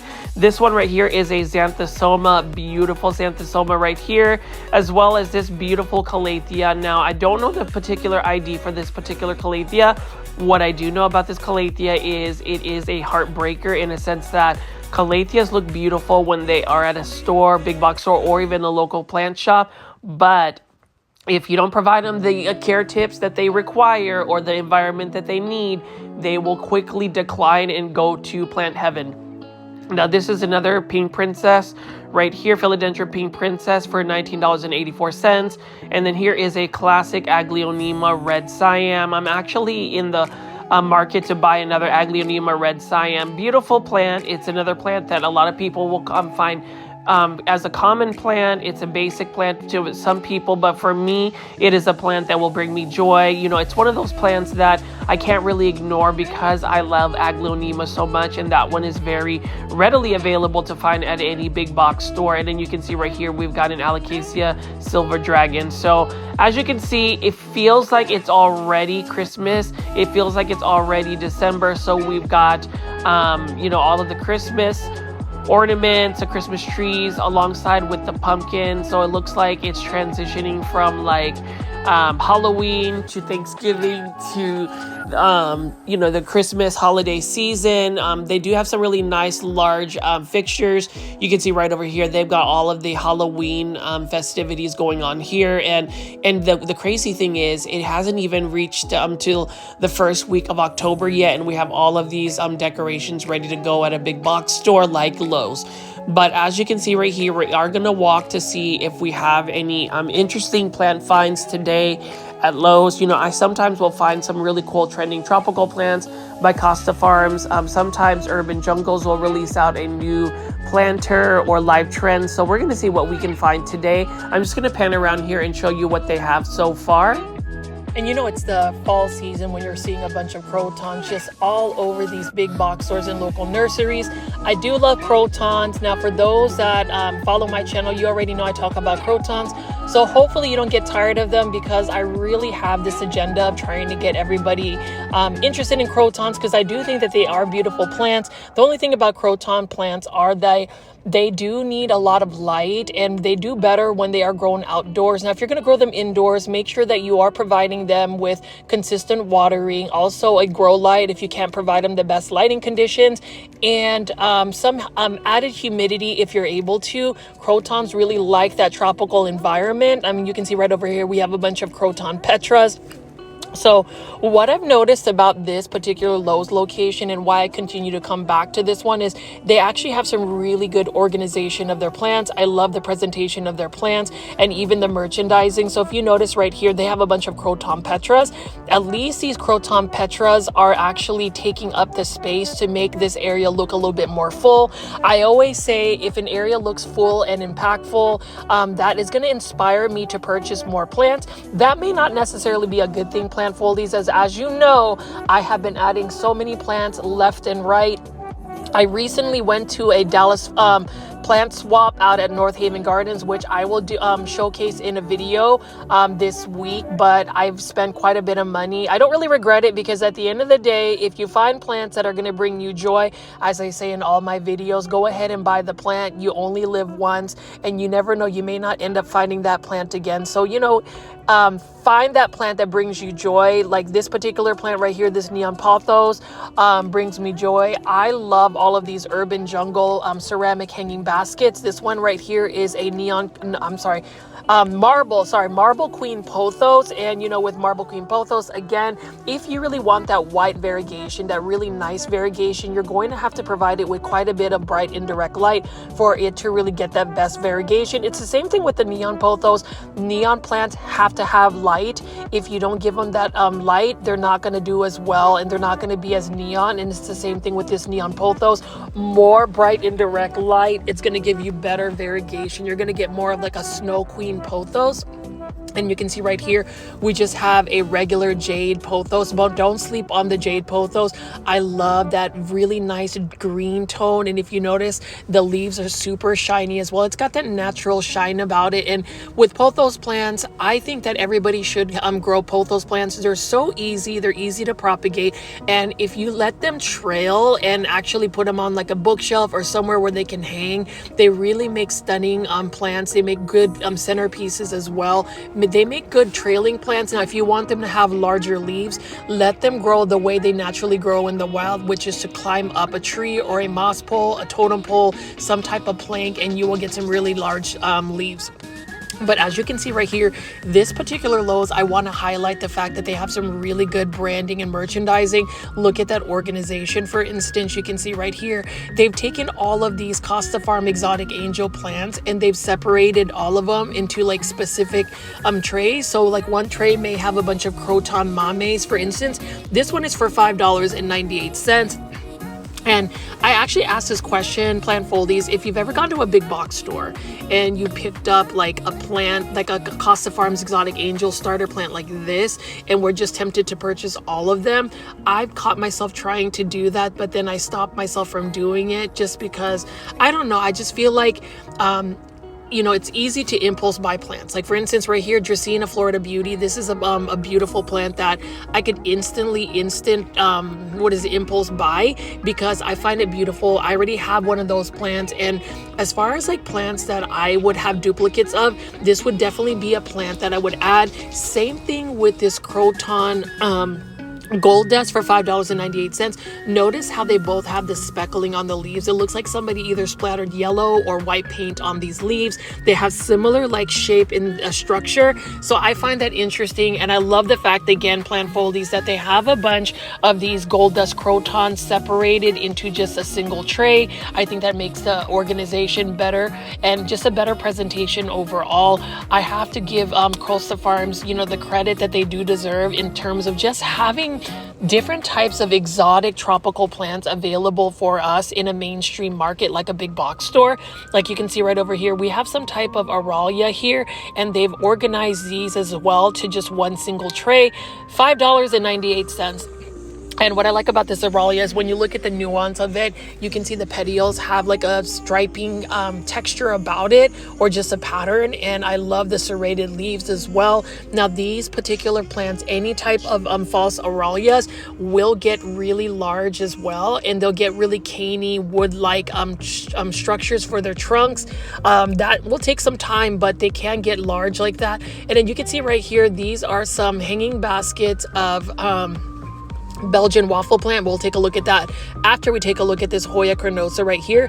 This is in a 6-inch planter for $16.98. Love that. And then I also love the 6-inch hanging basket by Costa Farms. Now here is a really sad looking Belgian waffle plant, and I say sad just because it looks like it's gotten really leggy. It looks like it hasn't gotten a lot of water, so it's not in the best condition.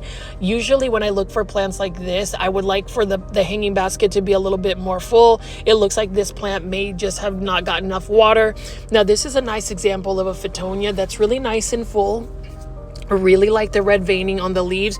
Fittonias are super thirsty plants, and I've just realized that all of the plants that are super thirsty for me will not do well in my care, because I, number one, have very limited time. And as you can see, plant foldies, I haven't really been on the live premiere chats as much because I have been taking some time for myself. I have been editing videos, but at the same time, there's just a little bit of a space where I want to make sure that I have my personal time. Although I love doing plant shopping videos, I mean, how can you not love looking at Begonia Red Kiss, for instance? There has to be a point now where I can kind of separate a little bit, maybe wean back on maybe doing daily plant shopping videos. We'll see what that looks like. I may just end up doing compilation videos just so I can get some content out there. That way I can continue to have this platform for where if you do look forward to like chatting at night, I'll have that available. So for those that have tuned into my longer like compilation videos, like the 2.5 hour, 3 hour compilation videos, really appreciate the viewership.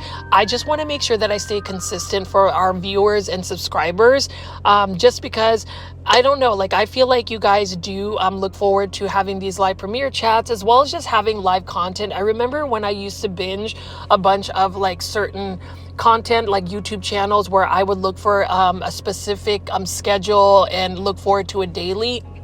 I just don't really want to disappoint our plant foldies, because you guys have given me so much joy in creating this content, and have no fear, I will continue to make that content. I've actually got quite a bit of videos pre-filmed. I just have to have time to edit them. But anyways, going back to the plant foldies, you can see that I picked up some Maranthas. One of them was actually a variegated Marantha, which I thought was really cool. And you see that like hanging skeleton?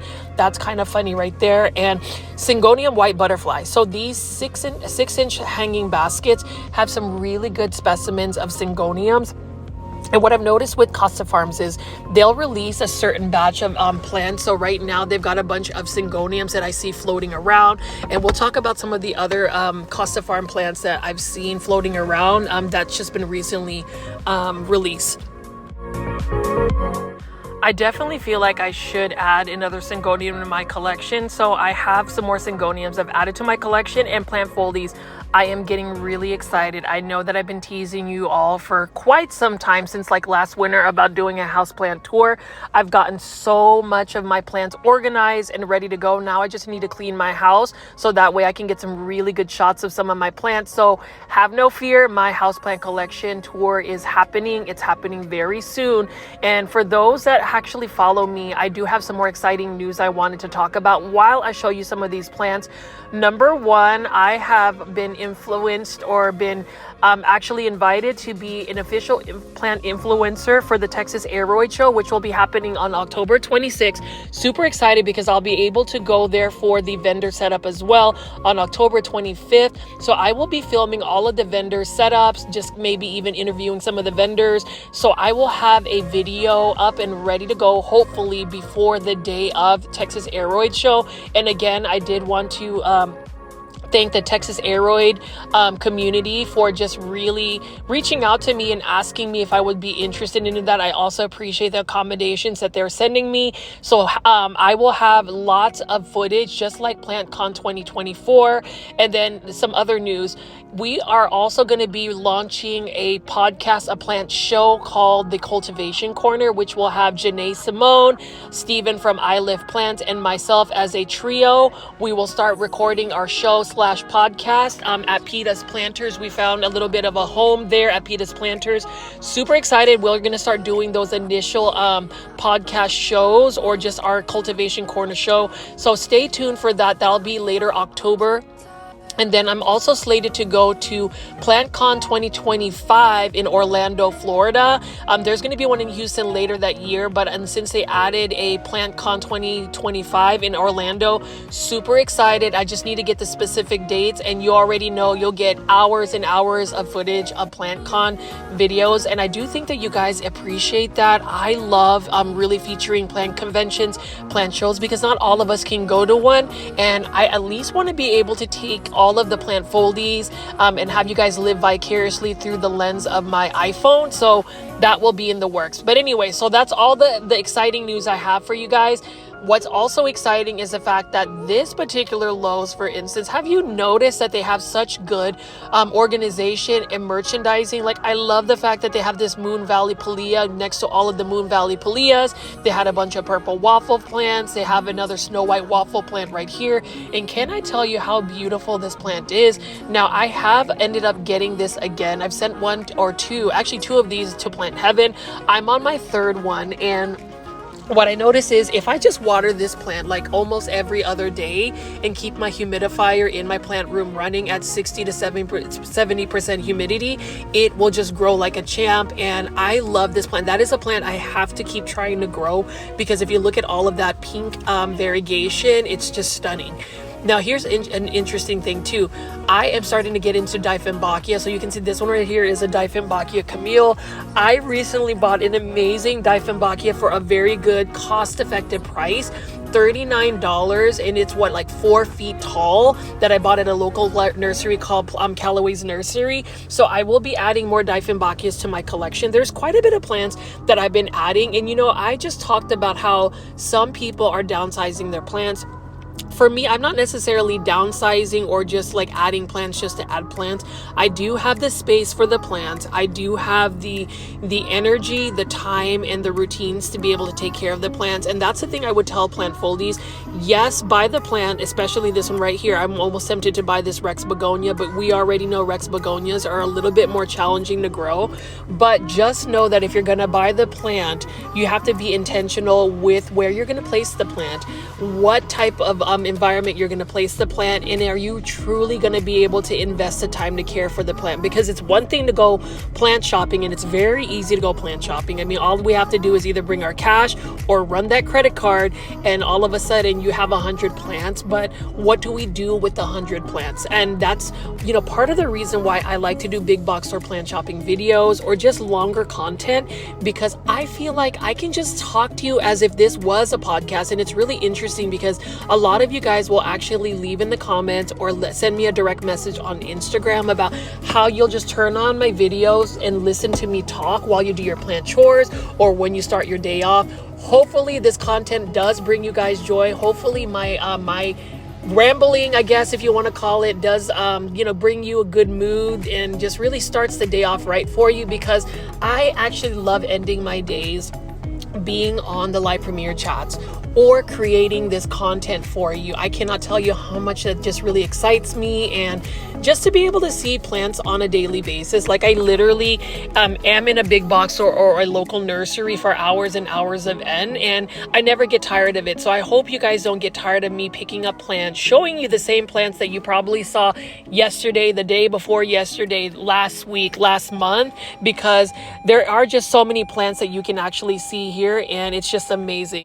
And here is an example of some plants that Costa Farms has recently released. It looks like they just got a bunch of Geonanthus plants released into the market. And, you know, whenever I started binge watching the YouTube channel Costa Farms, and how literally it'll take about 2 to 3 years for them to grow a specific plant, so that way they can have the numbers to release to like a lot of the big box stores.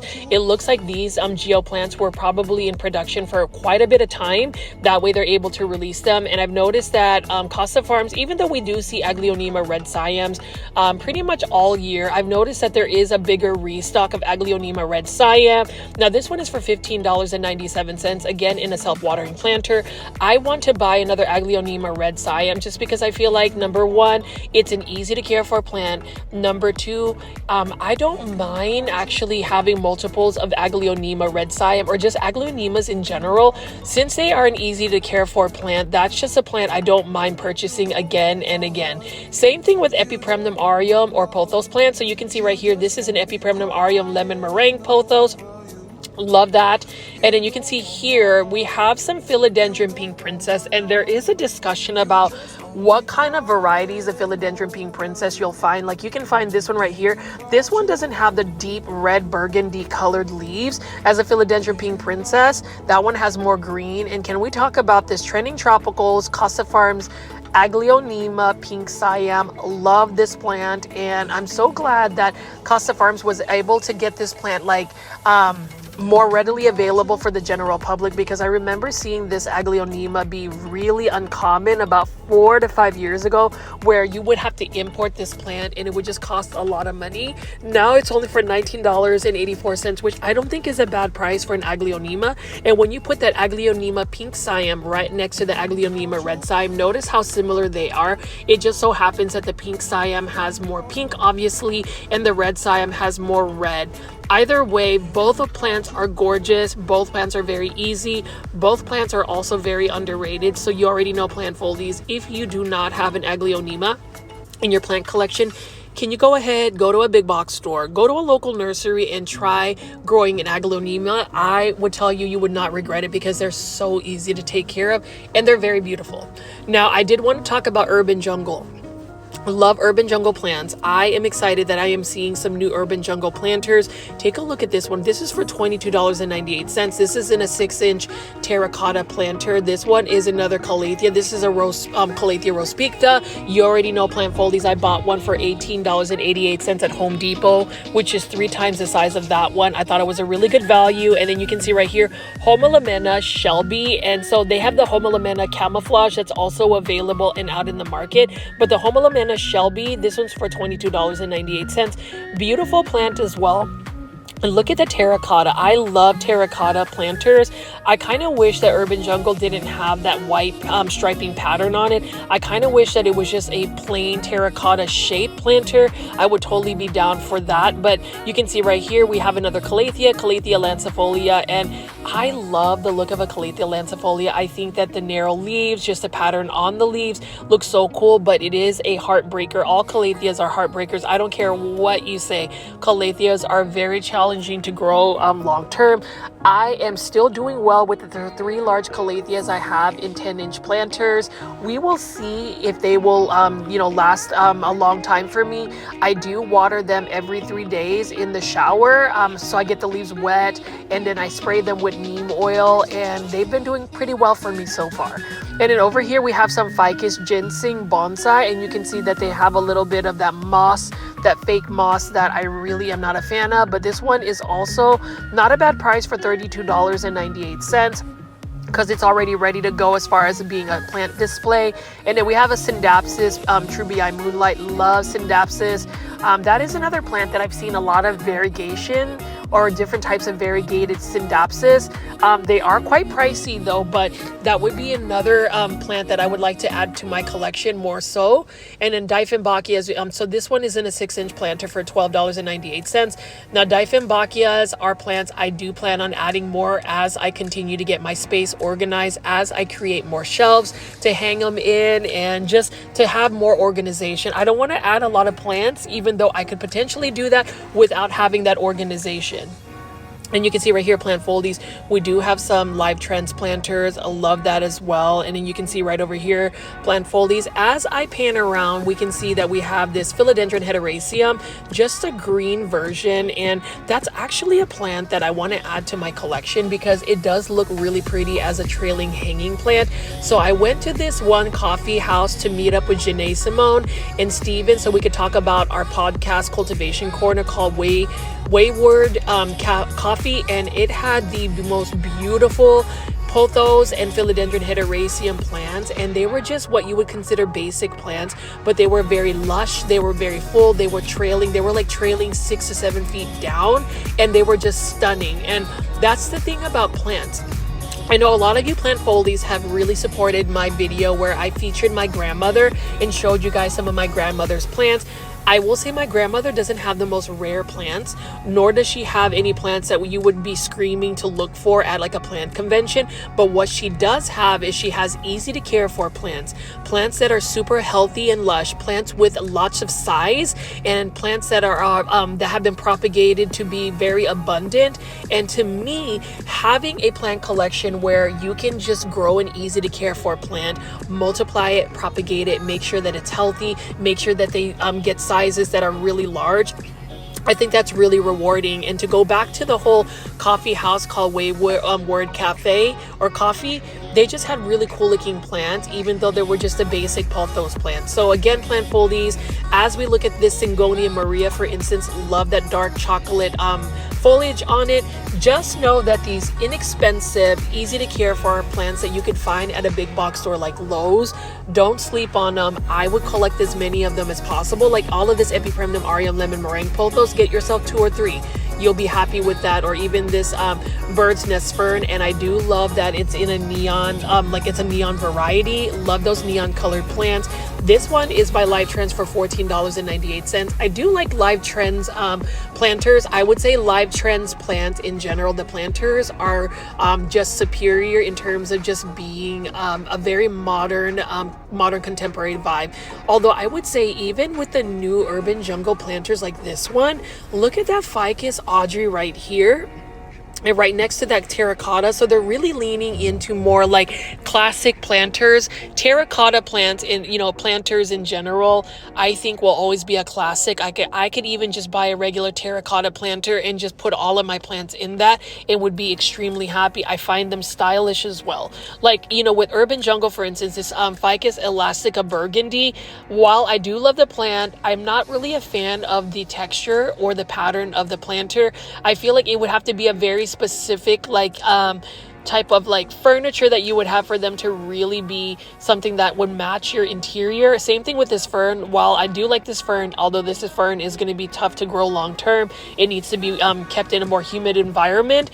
I don't despise urban jungle planters. They're just not necessarily the first planters I would run to. If I had to choose between urban jungle and Live Trends would win slightly just because they fit my plant aesthetics. And this is so funny, they have this like skeleton that's about to fall over. Yep, he fell over.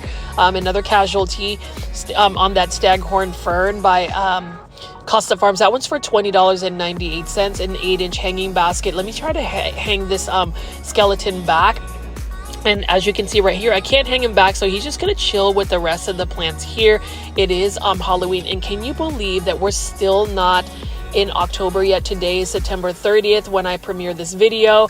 So they've got all of the Halloween costumes, but can we just talk about how many big box stores already have Christmas trees, have pretty much bypassed Thanksgiving holiday. I just can't believe that the holiday season is about to just be in full force. So which that means we all have more excuses to go, treat ourselves, to buy ourselves holiday presents. If you guys want to give me any plants, that would be awesome. awesome as a holiday present. More so, if you want to support the channel, number one, please make sure you hit the like button for this video if you made it this far already. And then number two, you will see that little super thanks dollar sign that you can hit on any of my videos if you want to send a monetary tip as kind of like a patron. That would also be amazing. It would definitely help fund some of my gas money that I spend driving all over the Dallas-Fort Worth area, as well as just some of the plants I end up buying. Like, I swear I would have bought this neon pothos, for instance, because Costa Farms is releasing a bunch of hanging baskets of neon pothos as of late, at least in the North Dallas area. But the funds, you know, you just have to really be mindful about the funds. But gosh, like, how can you not want to buy this neon pothos? Leave in the comments plant foldies if you love neon pothos plants or just pothos plants in general. And that comes to another point of mine.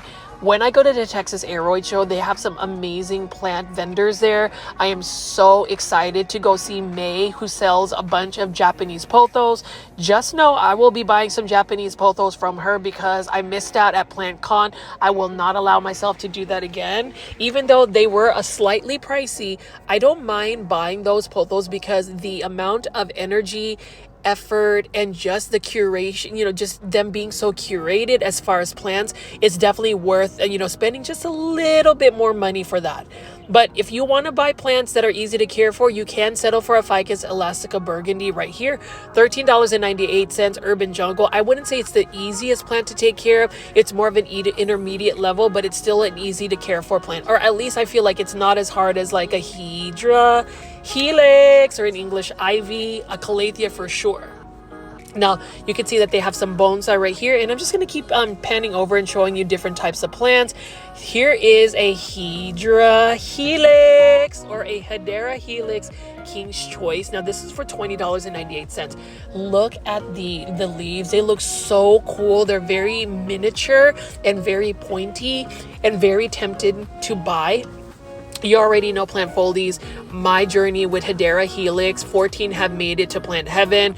I actually currently have 3 now in my collection. Again, they're living okay. I have one literally sitting next to a humidifier, but I wouldn't mind getting that hanging basket of King's Choice ivy. What a beautiful plant. You know, with English ivies though, if you really want to just try to grow them outdoors in a shaded patio, and they will do well for you. If you have more humidity, like if you have humidity kind of like Houston or Florida, they will really grow rampant. Now, you don't want to grow English ivy in the ground because they are an invasive plant.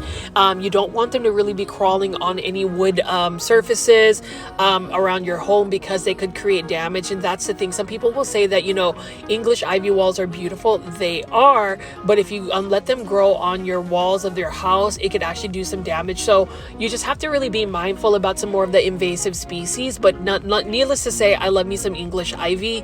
And then you can see right here, we have some bromeliads. This one's for $20.48 by Costa Farms. Love the look at bromeliads as well. I think it's another plant that I feel like is underrated. I already know when I first started, you know, doing plant shopping videos, I never really paid attention to them. I found them a really basic plant, and I always asked the question, why bromeliads? And then as I look closer into bromeliads, they really have some nice characteristics. I love the colors. I love the different types of shapes and textures that they have, and there's just many different varieties. So that's the thing about, you know, growing plants in your collection. You're always constantly being exposed to different plants. I mean, you can see right here, this is another hydra helix. Now, I don't know what the particular English ivy this is because it just got put into an urban jungle planter. I believe that the original English ivy was actually from Costa Farms. Not sure, but it is a beautiful plant, and you see how it's got that ruffling texture on it and some variegation. What a beautiful plant as well. And then we also have another bird's nest fern right here. Love that neon color plant.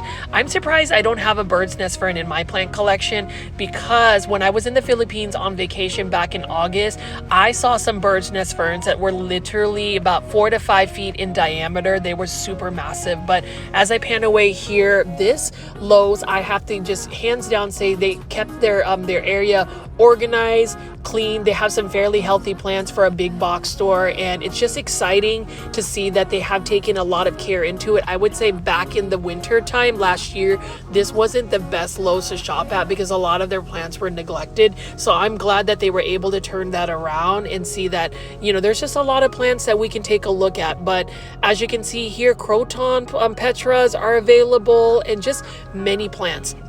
Leave in the comments again, plant foldies, what plants you would buy at Lowe's, at this particular Lowe's, what plants you're actually adding to your collection. I've seen you guys send me direct messages on Instagram about some of the plants I've influenced y'all, so definitely want to hear from you. And then the second part of this video will be big box or plant shopping video at Walmart out in North McKinney, Texas.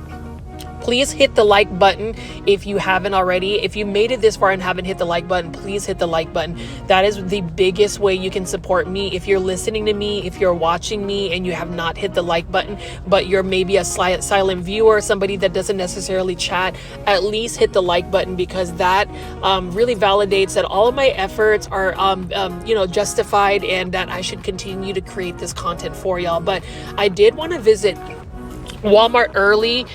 This was actually filmed on a Saturday morning. I just wanted to see what Walmart has, and I did hear that Walmart has pretty much loaded up with a bunch of the holiday stuff. So they have a lot of their Christmas trees, they have all their holiday decorations. It's just interesting how big box stores move very quickly with the holidays. And you can see right here as I pan around, they have some plants, some house plants. I wouldn't say they have a lot. They definitely have a bunch of chrysanthemums or mums. Now this is probably, alongside with the croton plant, the fall seasonal plant that you will see often. You can see right here, this is a garden mum, and what I love about mums is you can actually plant these mums into a flower bed and they will bloom for you in the fall, die off in the winter, and come back year after year. Now, if you're going to grow them in a container, you can actually pinch back the dead blooms and then water it again, just take care of it, and it should rebloom again. These are all for $17.97. And what I love about chrysanthemums too is they have their like bushy mounding effect. So you've got a nice little shape that comes with chrysanthemums or mums. Same thing with all of these croton petras. These ones are for $16.97. I would say that's probably the most inexpensive crotons I've seen at a big box store, a grocery store, or a local nursery.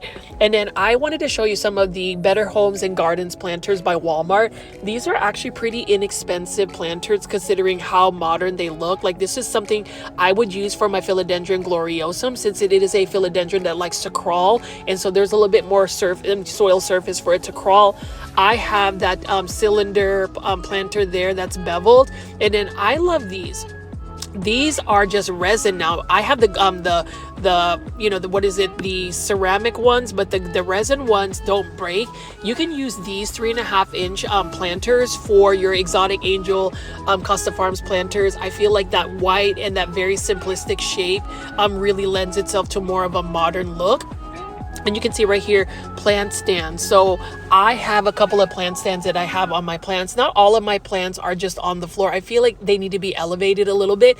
And I've bought this Better Homes and Gardens plant stand at Walmart. It's not a bad price at all. And as far as plant propagation kits, this one is a really nice setup as well. Now you can buy these on Amazon, but this propagation station, if you love to propagate plants, I am in love. I am obsessed in propagating my plants. That would be a nice little propagation station you can purchase at Walmart. Now, as you can see right here, a lot of Walmarts over the summer, at least in the Dallas-Fort Worth area, had downsized their plants. It looks like they're getting restocked again, which is exciting. You can see right here, we've got some asparagus ferns. Really like that a lot, and I didn't realize that asparagus ferns can actually thrive out in like more light, more like full sun.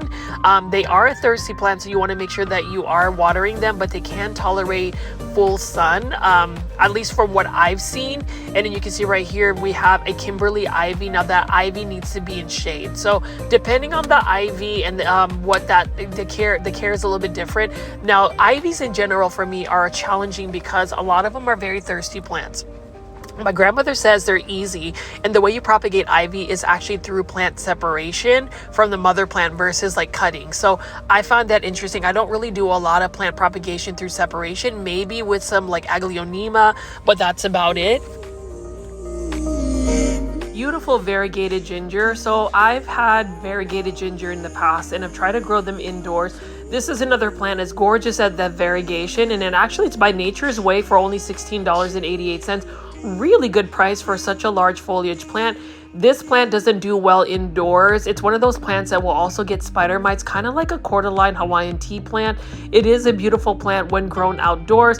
Now, in a more tropical or humid environment, you can actually have this in a landscape. I know even in Houston, they're able to grow some of these plants. Houston, Texas.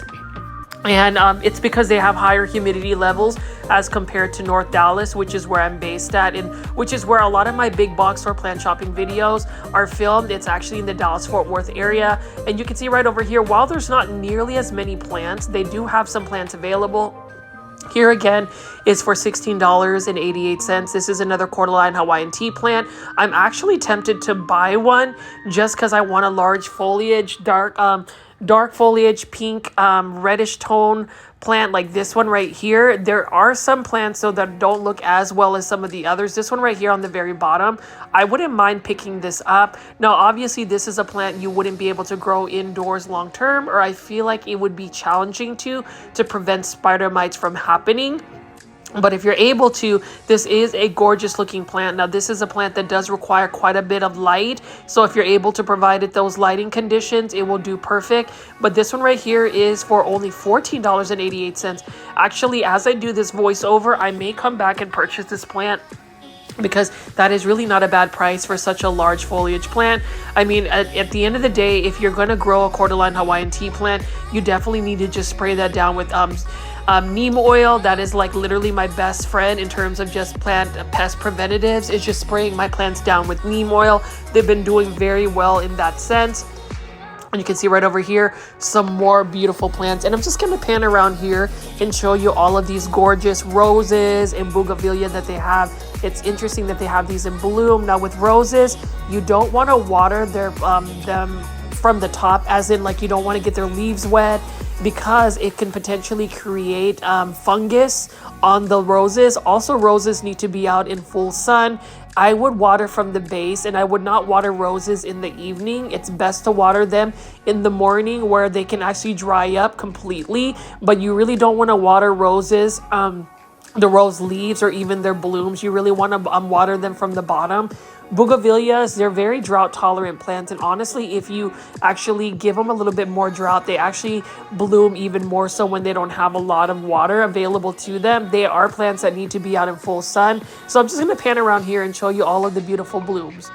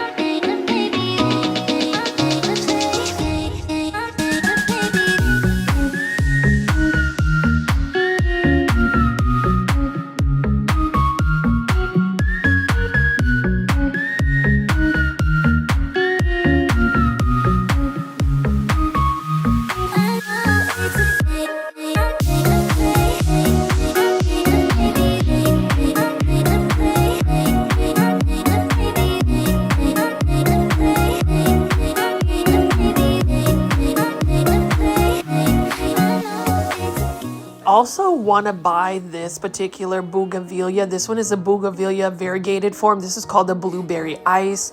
Beautiful pink flowers right here, but if you look at it, these can actually grow in Texas gardens. The only thing about it is bougainvilleas will not survive a cold Dallas winter. This one is only for $24.94. You would need to grow these on like in a container that you can overwinterize. Love the variegated leaves, beautiful plant as well, and I just love how delicate the flowers look. Now, as far as a variegated plant, this one wants a lot of sun, like full sun.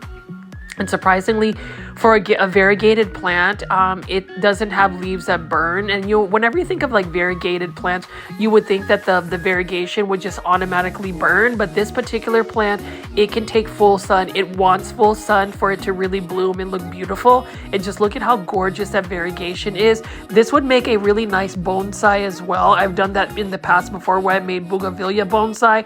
That's not a bad value for it. And I love the fact that I am seeing this in full bloom right now. You know, late summer, early fall, actually fall, it's already the start of fall. You can see that there's still some beautiful flowers. And we have some hardy hibiscus. And so these are hibiscus that are considered perennials. These are hibiscus that are not the tropical hibiscus that wouldn't survive a cold winter. These are very much hardy plants that can grow. And I do love the dark foliage of these plants. This one right here is also another Lone Star type Texas garden. This one is called the hardy hibiscus head over heels adore. So that's the patented name, but this is for $24.94. Love the look of that as well. And we're just gonna look at some more hibiscus, but I haven't grown a hardy hibiscus in my garden. Please leave in the comments if you've grown hardy hibiscus. How do they work for you? Do they do well for you? Because the only hibiscus I've grown so far are the tropical hibiscus. And we're gonna look at this. Like, look at how beautiful that bloom is. I'm gonna just move some of this down so we can actually show how gorgeous the bloom is. What a stunning bloom. And in the Philippines, we call hibiscus gomamela. And I love, seeing all of those hibiscus when I was out in the Philippines. They just grew rampant. And look at how gorgeous the bloom of this one is. I love how there's so many different colors, the red, the orange, and then the yellow. That's just such a beautiful plant. Like, I am actually wanting to buy this particular hibiscus because of the bloom. This is a hibiscus that you would have to grow in a container, at least for my grow zone, which would be 8B. So I mentioned this in a lot of my videos, but if you want to grow plants that are outdoors in your landscape, you have to do your research on first knowing your grow zone, and then number two, what does that look like in terms of the climate, and are you really able to grow that that plant sustainably long-term outdoors? But that would be a plant that I would have to put in a container and overwinter it, but it would be worth it because it's got such a beautiful bloom. And that's another thing I talk about plant foldies is a lot of the plants we discover for houseplants are typically not blooming plants. So one thing that I want to go focus on are blooming plants as well. So obviously I focus primarily on like indoor houseplants, but I also want to get into gardening. I also want to talk about landscaping, outdoor gardening, and then next year I want to go delve into vegetables because I did have some vegetables that I grew in my garden. And I will tell you, homegrown vegetables are always going to be the best because number one, you can protect yourself from like any kind of pesticides, and it is more cost effective, at least instead of having to buy organic vegetables. I just feel like the prices in general at all stores, whether you're just buying anything, has really skyrocketed. So there are many other ways that you can really budget and actually save money, whether it's like from your food, from your daily expenses, and definitely plants. Like, I feel like some of the big box stores I've already covered. We've seen some plants and better plant pricing, and just being able to compare and contrast. I always say if you want to save money on plants, the best way to do so is go through plant swaps, join a plant community. I plan on making a Facebook group where we can, trade or share cuttings or propagations or give each other plants. Those are ways to really save money because a lot of times people actually end up saving money, but because of plant propagation. Now, I did see something kind of sad, and the whole term of prop lifting Anybody who goes into a big box store, a local nursery, somebody's personal collection, a botanical garden, and takes scissors and cuts plants, that is called stealing.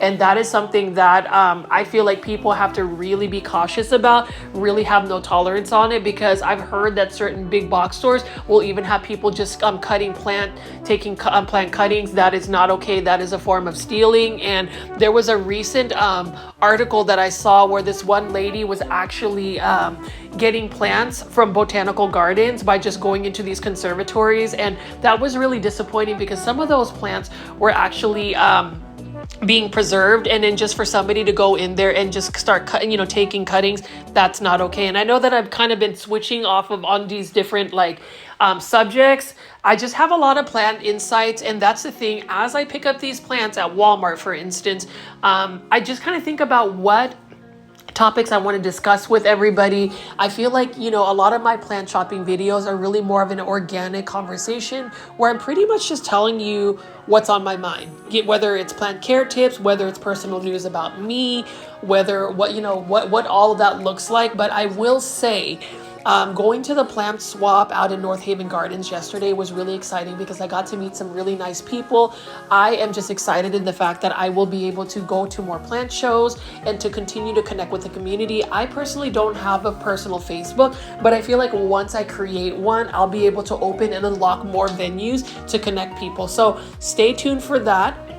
And as you can see right here, plant foldies, this Walmart does have some cactus and succulents. I like that a lot. I did end up buying 2 succulents from Home Depot, actually 3 succulents, a variegated aloe vera plant, which is really cool, and then 2 other succulents. I am going to start collecting succulents, but what I want to do with the succulents is I actually want to repot them in more fast draining soil. So there's a particular bonsai soil mix that I buy from Amazon from the Bonsai Supply. Really good fast draining soil, and I feel like it would be really well, do really well for my my succulent and cactus, which I am going to be increasing as I continue to be a little bit more familiar with the plants. And that's the thing though, plant foldies, a lot of the plant knowledge I know is really because I've learned from my grandmother, or it's years of experience of just growing certain plants.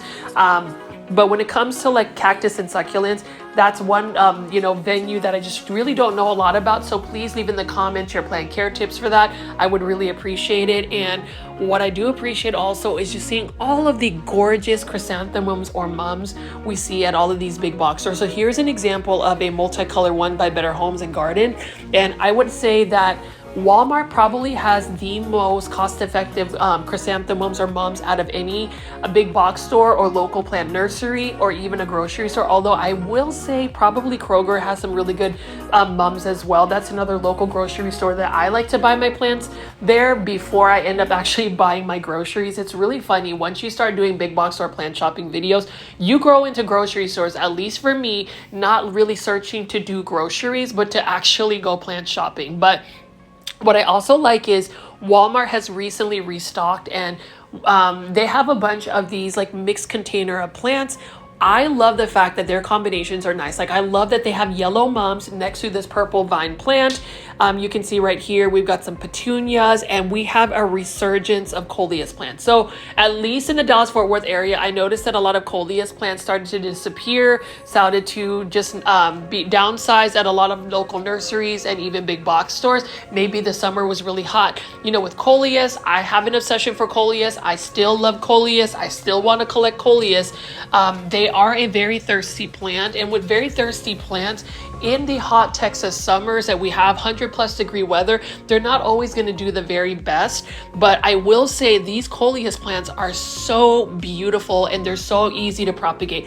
I would dub coleus plants to be the easiest plants to propagate by just taking cuttings and sticking into soil. Like you are almost 95% guaranteed that they will take root and you will be able to multiply them.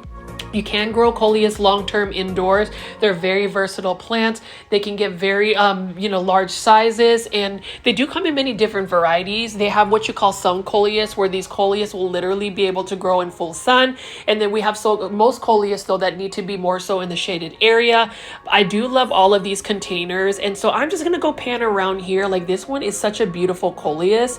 I just have to take it down here and kind of show you all of that, and look at all of the colors and textures.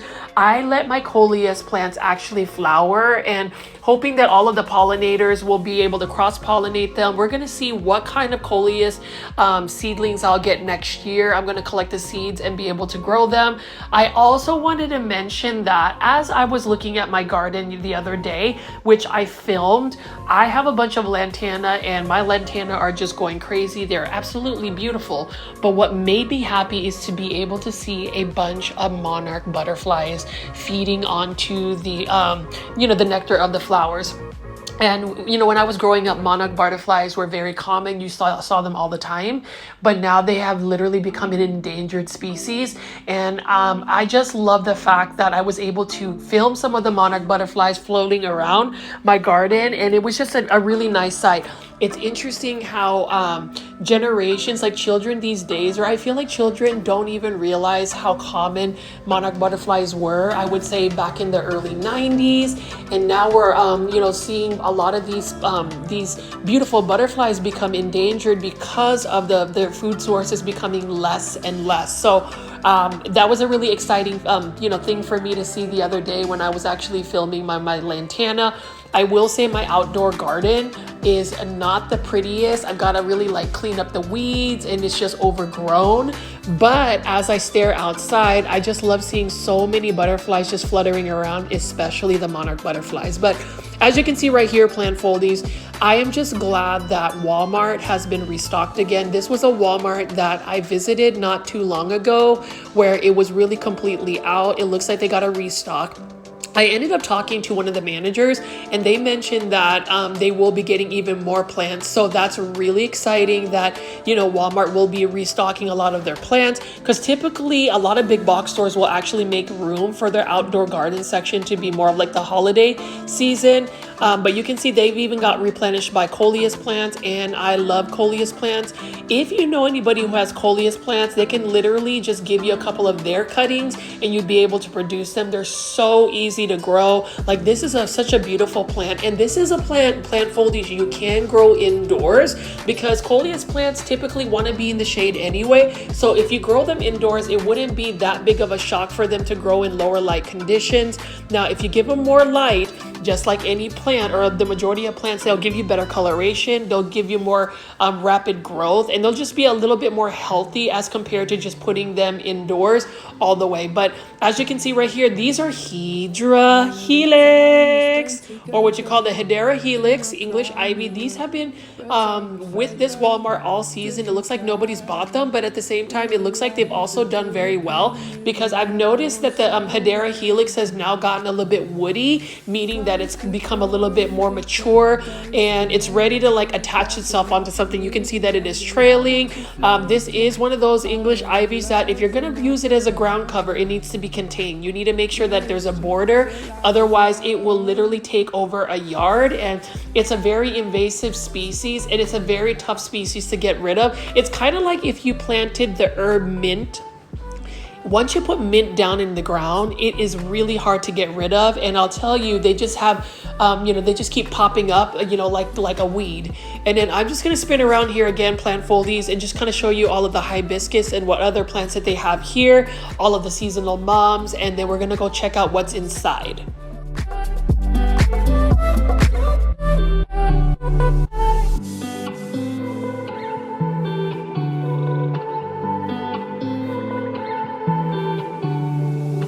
All of the time we spent together in our prime, we were birds of a feather. And you can see they've got some stunning containers of mixed containers of different plants. They got some purple potato vines, they've got some coleus, they've got some chrysanthemums mixed in there, and just all the color combinations. I love how they mix the purple with the yellow. Those are complementary colors, and obviously look at how gorgeous these beautiful mums are, and these would make really nice patio displays. The thing about it is mums do have a shelf life. Once the blooms are done, they could rebloom, but for the most part, you would have to wait till next year. So you always want to buy your mums when they haven't really fully bloomed yet. Otherwise, they're not going to last as long for you. And you can see right here, I'm going to go ahead and pan around some more coleus plants.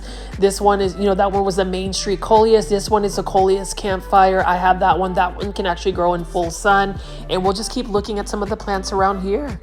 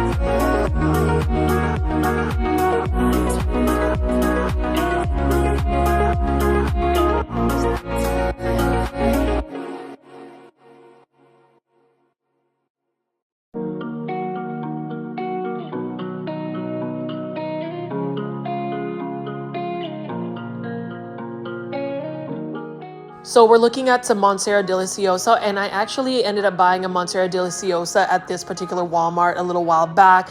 My Monstera deliciosa is doing very well. The indoor tropical section of this Walmart is very bare, so I'm not going to spend too much time showing you the indoor tropical plants because they're pretty much the same and they really haven't replenished quite a bit. They're supposedly getting more plants, but we'll just take a look at some of the other plants that they have here. A lot of these plants are definitely easy to care for plants. Let's see. We got one right here. This is the Dracaena again. Now this one's in a 6-inch planter for $9.97. That is a really good price for a 6-inch planter, especially for a Dracaena. So not a bad price at all. Again, that is another plant that I would recommend for anybody wanting to start houseplants. Very easy to grow. And then we have Golden Pothos or Epipremnum aureum golden. Beautiful plant, easy to care for plant. Everybody needs to have like a pothos or maybe even a dozen. They're never gonna fail you. They're very easy to care for plants. And they're inexpensive. and you can multiply them very quickly because taking cuttings and like actually rooting them in water is super easy. So that is another plant that I would recommend if you wanted to grow some plants like that you could share. And then we have a bunch of philodendron ring of fire. So this is a common philodendron, a variegated philodendron now, because I've seen this pretty much everywhere. So we'll see what that all looks like. And then we have some more philodendron right here. This is another philodendron ring of fire. It's got some beautiful variegation, but with philodendron ring of fire, if you wanted to get some really good variegation, you want to provide it with lots of light. That I would say is the factor that enhances their variegation. And you can see right here, we've got another aglaonema for $14.97. This aglaonema, I don't know the plant ID for it or if they have a plant ID. This one is by Costa Farms. It's a beautiful one, and it is one that I wouldn't mind buying. I think I'm going to end up rescuing it because I do love how faint the leaves are, and it is just a beautiful aglaonema. I hope that Costa Farms continues to like release different types of aglaonemas. I think that that is another plant that there's not a lot of excitement to because there's not a lot of plants or aglaonema to choose from. Like this one right here, this is stunning. This is definitely going to go home with me. I did not plan on purchasing another aglaonema, but what I like about it is this aglaonema has many shoots, so it's super full already. The price is right. $14.97. The color is right. There's just slight cosmetic damage, but that isn't anything I'm too worried about. And it's just a really beautiful aglaonema. This is one that you can put in a lower light setting and it will be okay. And that's really what you want, are plants that are easy to care for and a little bit lower light tolerant, because I feel like all of our indoor spaces are not really meant for us to grow plants, long term without some type of supplementary lighting. But with aglaonema like this one right here, this one can be put in a darker space in your home and it will do okay. Will it thrive? No, but it will definitely survive, and it will actually serve its purpose of, becoming another type of greenery in a lower light setting. But as you can see right here, plant foldings, not a lot of plants to really look at. So I'm just going to pan around and show you what plants they do have left. Most of these are Costa Farms trending tropical plants, a bunch of ZZ plants, some Ficus lyrata, some Epipremnum aureum, lemon meringue pothos.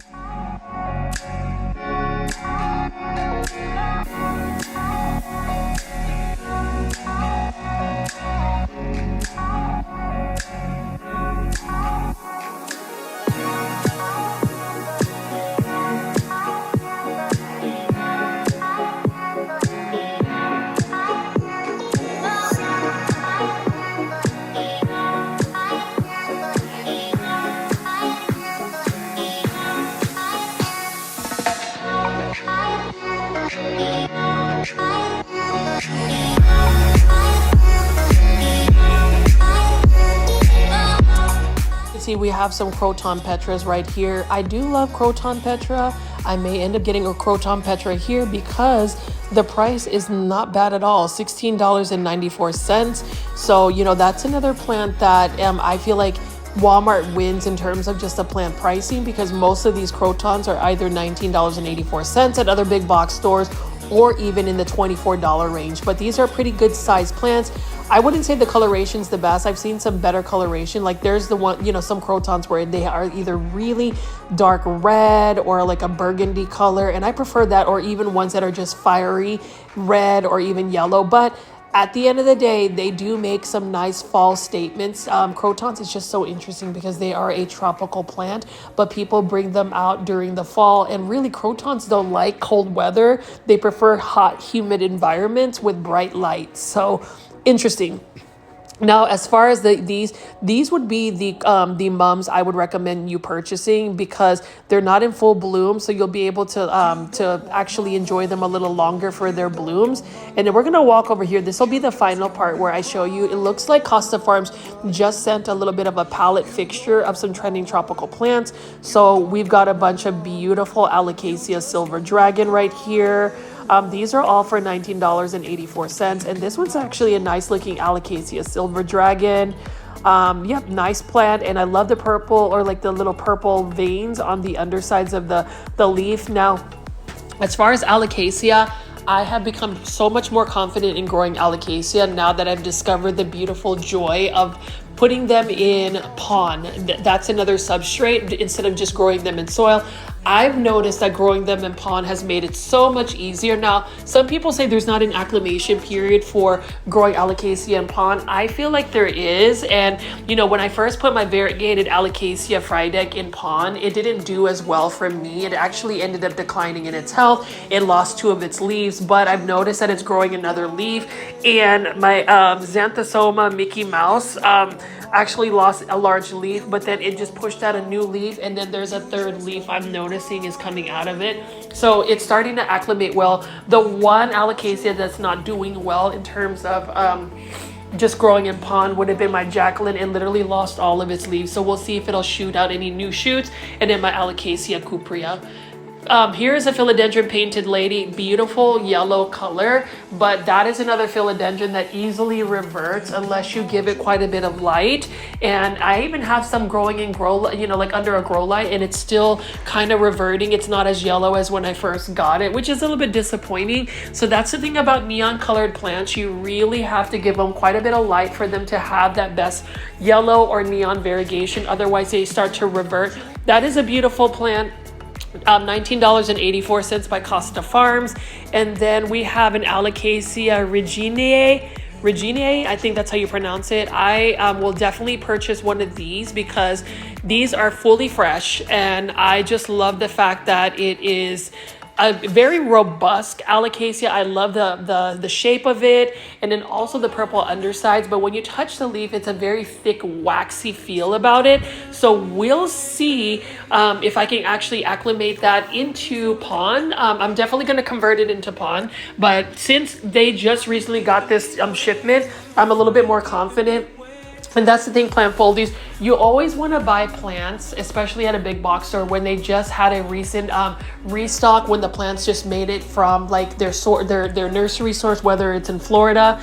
You just have a better chance of just survival for some of these plants when you actually grow them there. So I just wanted to make sure that I purchased this before they stay in this big box store longer, because I feel like the longer a plant stays at a big box store, the higher potential of it for declining in its health, the higher potential of it getting some type of plant pest. So what better way to get a healthy plant than to buy it when it is just freshly unpacked and it just came from, like, say, Costa Farm. So as you can see, plant foldies, this is my plant shopping video for the day. There were quite a bit of plants. I would say, you know, Lowe's definitely has a little bit more plants still, but Walmart is starting to restock and just get some more plants in. You know, Walmart's plant pricing has always been very affordable, and that's the thing about big box or plant shopping. As much as we want to support local plant nurseries, sometimes you will get the better value in terms of the plant pricing for the plants. But what a beautiful morning when I went out and filmed this video right here. You can see there's just so many beautiful plants. I cannot get over how gorgeous these coleus plants are. That is another plant obsession of mine that has not necessarily disappeared. I will be curious to see how I can actually overwinter some of my coleus plants. I definitely am not going to be able to keep all my coleus plants because they've grown so large. I may just have to take cuttings and store them for the winter and then regrow them in the spring so I don't have to. But as you can see right here, I did buy this alocasia. If you like this video, please hit that like button. That is one thing that helps my channel, as well as subscribing to my channel at Growfolds. This is Richie. I will have a brand new video for you tomorrow. See you then. Thank you.